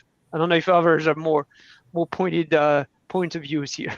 Yeah, I guess I'll add one more comment, right? So the good news is you can begin developing the application in SCADE before you even make that decision, right? Whether it's a processor running an RTOS or a microcontroller running firmware or bare metal, as it's called, that really doesn't matter. So you can certainly get ahead on that from that standpoint. So, and I think swap comes into play as you know, space, weight, power, all that, and specifically when you look at using something like a hypervisor where you can collapse more software operating systems onto, maybe higher powered device, that helps with that, right? So instead of having to put many more modules out there, you can utilize the hardware better with multi-core and a hypervisor type of environment. And there's another point that comes to the comment that was just made that is very important, is if you don't know yet, that was something we brought up earlier. Hardware simulation or emulation can help make some of these decisions. You can write a software ahead of that decision, and using a software simulation environment in a cloud native way, you can make multiple tests, multiple runs, and start evaluating some of these KPIs based on what the needs of the end applications are before you made that decision. So you can early prototype, pivot as necessary before just making a decision 9 months later, realize, oh, that was a bad decision. So you can have that iterative approach that is really, the opposite of the waterfall, where you make a decision, you walk down the left side of the V, then right time of the V. Then in this way, you can just do this iterative process, leveraging additional tools, including modeling of the software and simulation, emulation of the hardware. Yeah, Michel talked about common sense, which I found out is not that common, by the way. But and also you talked about personal preference and bias, right? I think that's probably what I see the most, and also what I also see is you don't know what you don't know, so you end up picking what you know, which might not be the right choice. So there's back to learning and back to diversity of options, and also not always listening to your personal preference, right? But unfortunately, common sense, like I said, is not always there. So there is a question from Alex here, which ties back a little bit to this, right? And I'm going to give it a shot at the answer too. But he's asking, what is the scale of containers being used in the embedded world? I assume that's pretty inexistent today, but that's going to probably change. But so obviously, Wind River is working in that direction. What about the bigger picture? You mentioned that containers are kind of heavy for embedded environments. And then if we continue that path, is it feasible to fully utilize Kubernetes on such hardware and micro Kubernetes, K3S, and all the other, mini Kubernetes distributions? How good is that? I'm going to also add a piece to that. I did a video on why Kubernetes is a must to build pretty much most kind of capabilities, also on the cyber benefits, but also on the orchestration benefits, the ability to do update of the container stack on top, right? So like the flexibility that you get, right? Comparing Kubernetes and containers with just bare metal something is pretty unfair, right? Because you're losing the service mesh, you're losing all the benefits of Kubernetes in terms of abstraction and in terms of auto scalability, disaster recovery, self-healing capabilities, and so on. So all these things, you would have to bring them in a different way, which often people bring through code, and I would argue is also creating a massive, kind of a massive chip impact and memory impact, and so it's just pretty unfair to just dismiss it as something you wouldn't need. So you would probably still want to have some of that stuff orchestrated in a different way. So who wants to take a stab at this? We kind of mentioned Wind River, so Yeah, Yeah. I'll give it a shot. Yeah, thanks. So obviously, I think we answered the question in the embedded world, right? So the ability to deploy container using IT-like environments is already there today.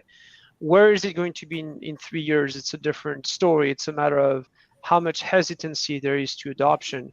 And I'm very pleased to see that some of our partners in the defense world are truly adopting it. And obviously, you mentioned that we're moving into the umbrella of an automotive company. Their Aptiv is indeed heavily looking at leveraging containers for that. So I'm personally pleased that the world is recognizing that a technology that was, no pun intended, battle tested by the Amazons and Googles of the world is now going to be used in a non-traditional fashion for this particular type of technology.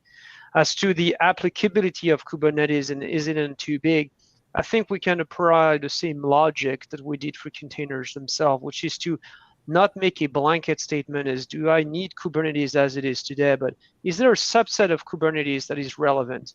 And then start from that subset and build up, as opposed to trying to do it all and spend a fairly large amount of time.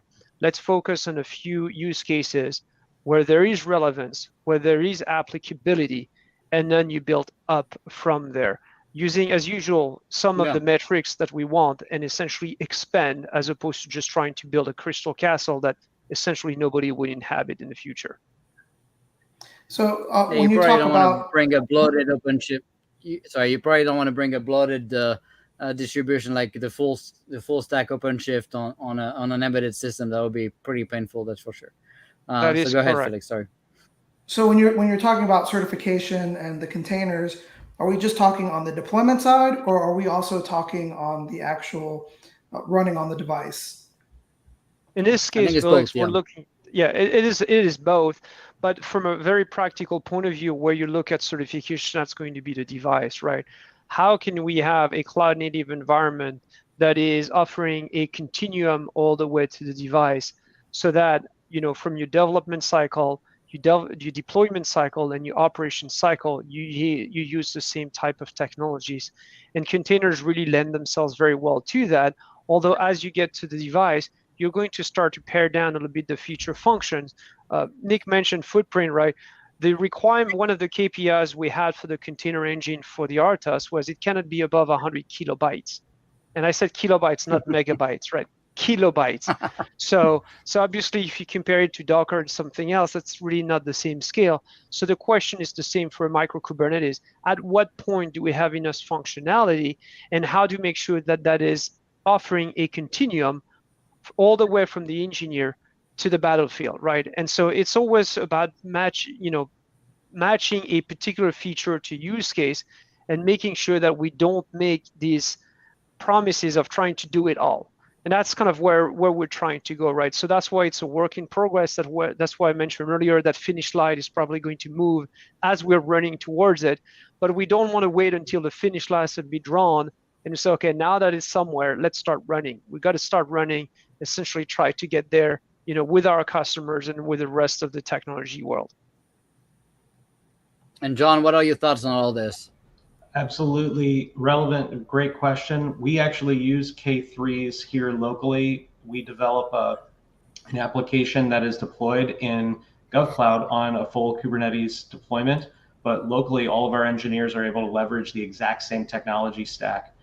So I think that the strategy of paring down the Kubernetes distribution for the use case, I don't think K3s is going to get anywhere near the 100K limit, but there are things that you can remove. Do you need event auditing of your data plane when you're running? Maybe not. Do you need the entire kernel? Are you going to take an approach like gvisor or runas?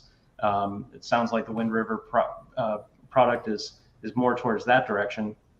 So I think there's opportunity. Do you think we should rethink the 100K? Is that if we remove security things that are beneficial the safety and the cyber, because cybersecurity is as dangerous to me as something else. But are we creating just bad behavior? Is it should we not update the standards instead of like removing pretty important stuff? Yeah, I think you may look at, do we need to bring more hardware into play for the kinds of capabilities that we need for our orchestration layer? I think you brought up a great point, Nick, which is if you don't have those orchestration functions, you're going to implement them probably poorly and in a proprietary fashion. So you're going to need some of the orchestration capabilities you get with the paradigm of Kubernetes, but you're not going to need the entire stack, right? So there's parts of K8s that you probably don't need to bring with you. Yeah, but you also don't want to remove stuff just because of that 100K.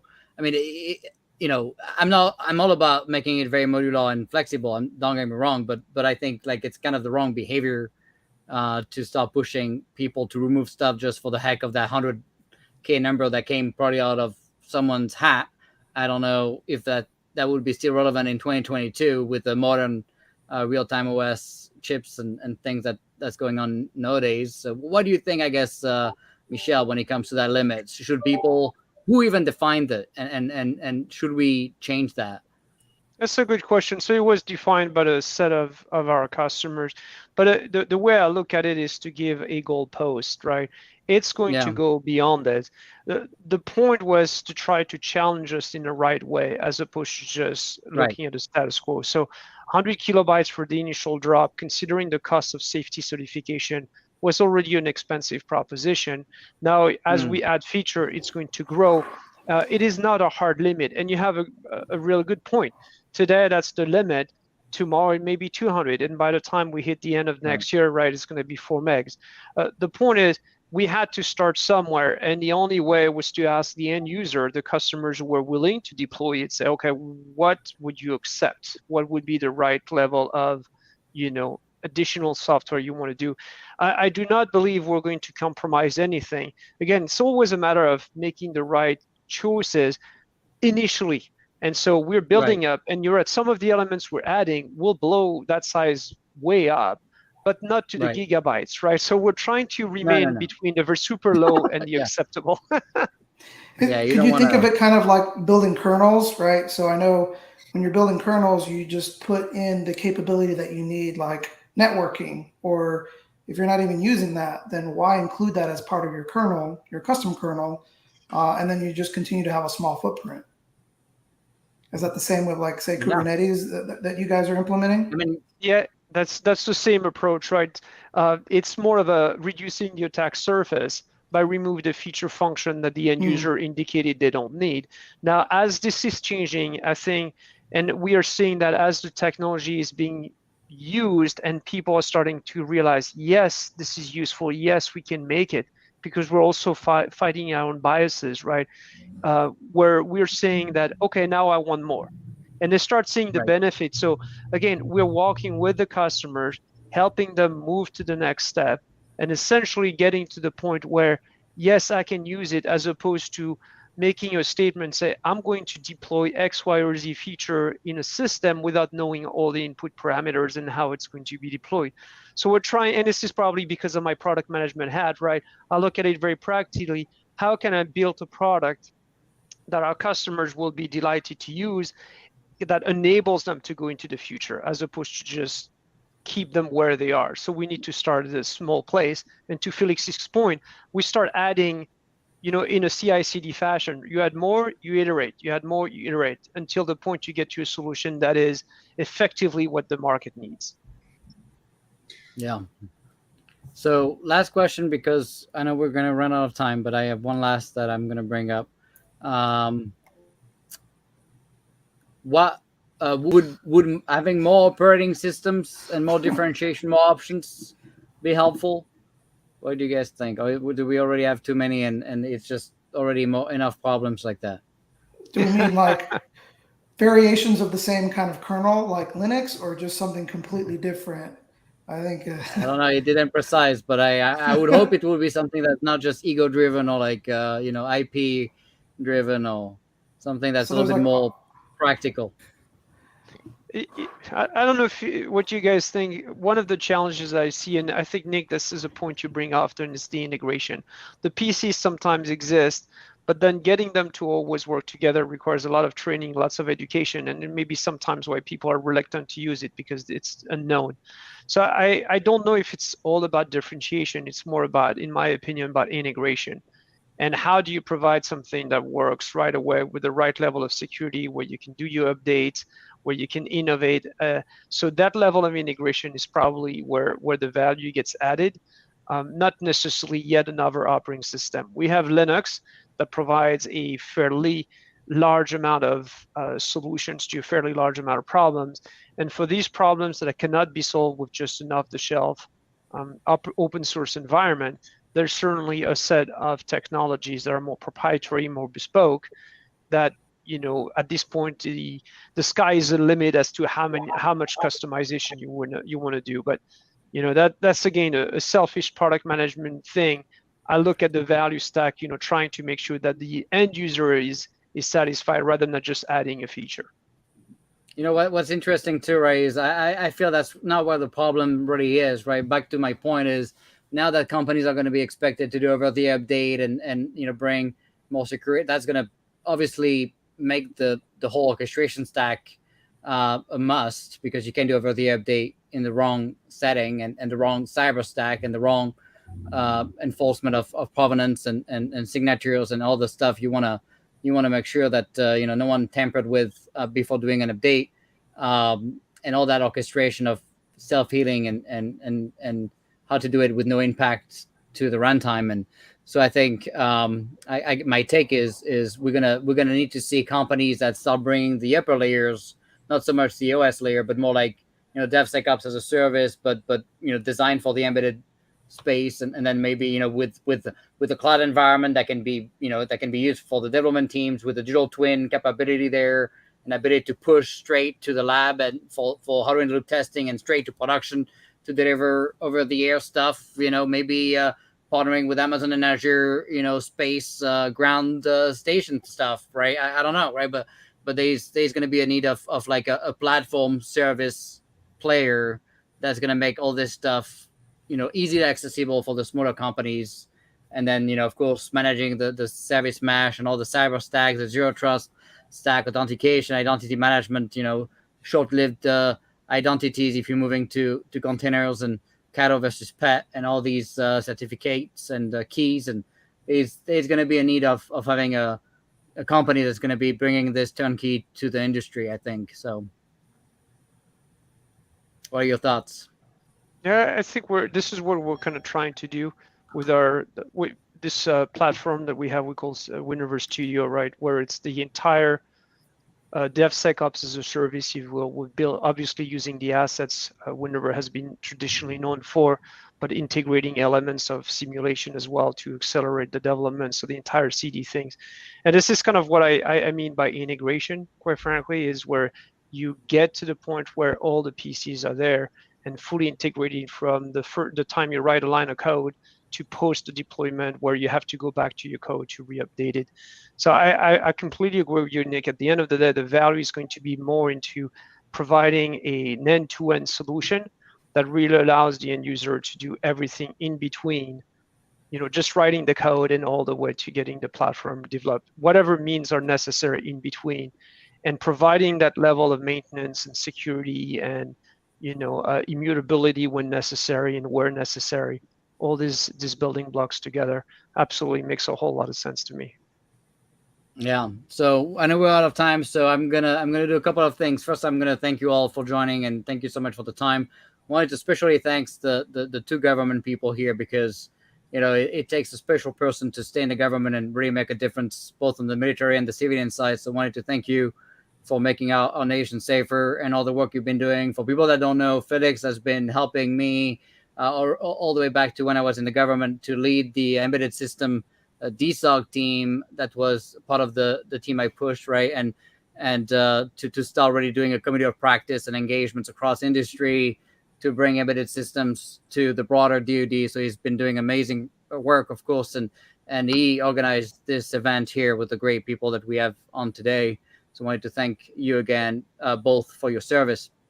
Last thing I'm going to do also is I'm going to let people know, before I let Felix do the closing, because I always let the guest do the final closing. Next Tuesday, I think you're going to like my next guest at 1 p.m. on Tuesday. Danny Holzman, the authorizing official for most of the Air Force Contours ATO programs, whether it's Cloud One, Platform One, Kessel Run, Space Camp, F-35, GBSD. Some of the most critical programs out there are accredited by his office, and he's been kind of the father with Lauren and I of the Contours ATO process, and so he's going to be on the show to talk about all that. So it's going to be a pretty interesting discussion. But now over to you, Felix, for the parting words. Thank you so much for joining.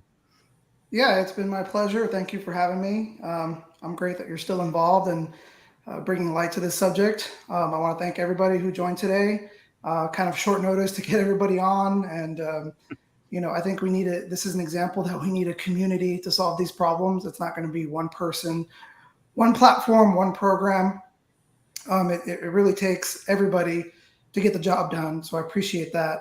And then for the folks who support me, within my organization, extraordinary group of people, XG, I just want to thank everybody, and hopefully this starts conversations. Reach out to me, reach out to anybody. Let's just have these talks. I'm willing to hear you out. I'm willing to work with you. I'm excited about the topic, and let's roll up our sleeves. Let's get to work. All right, everybody. Thanks so much. See you next week, 1 p.m. Tuesday with Danny Holzman. It's going to be a very fun session. I hope you learned something today, and keep learning, invest in yourself, and don't let anyone tell you cannot get where you want to go. Otherwise, we're never going to succeed, and keep fighting to make sure our nation has a fighting chance at winning against China 20 years from now. Thanks, everybody. Stay safe. Thank you. Thank you. Thank you. Thank you.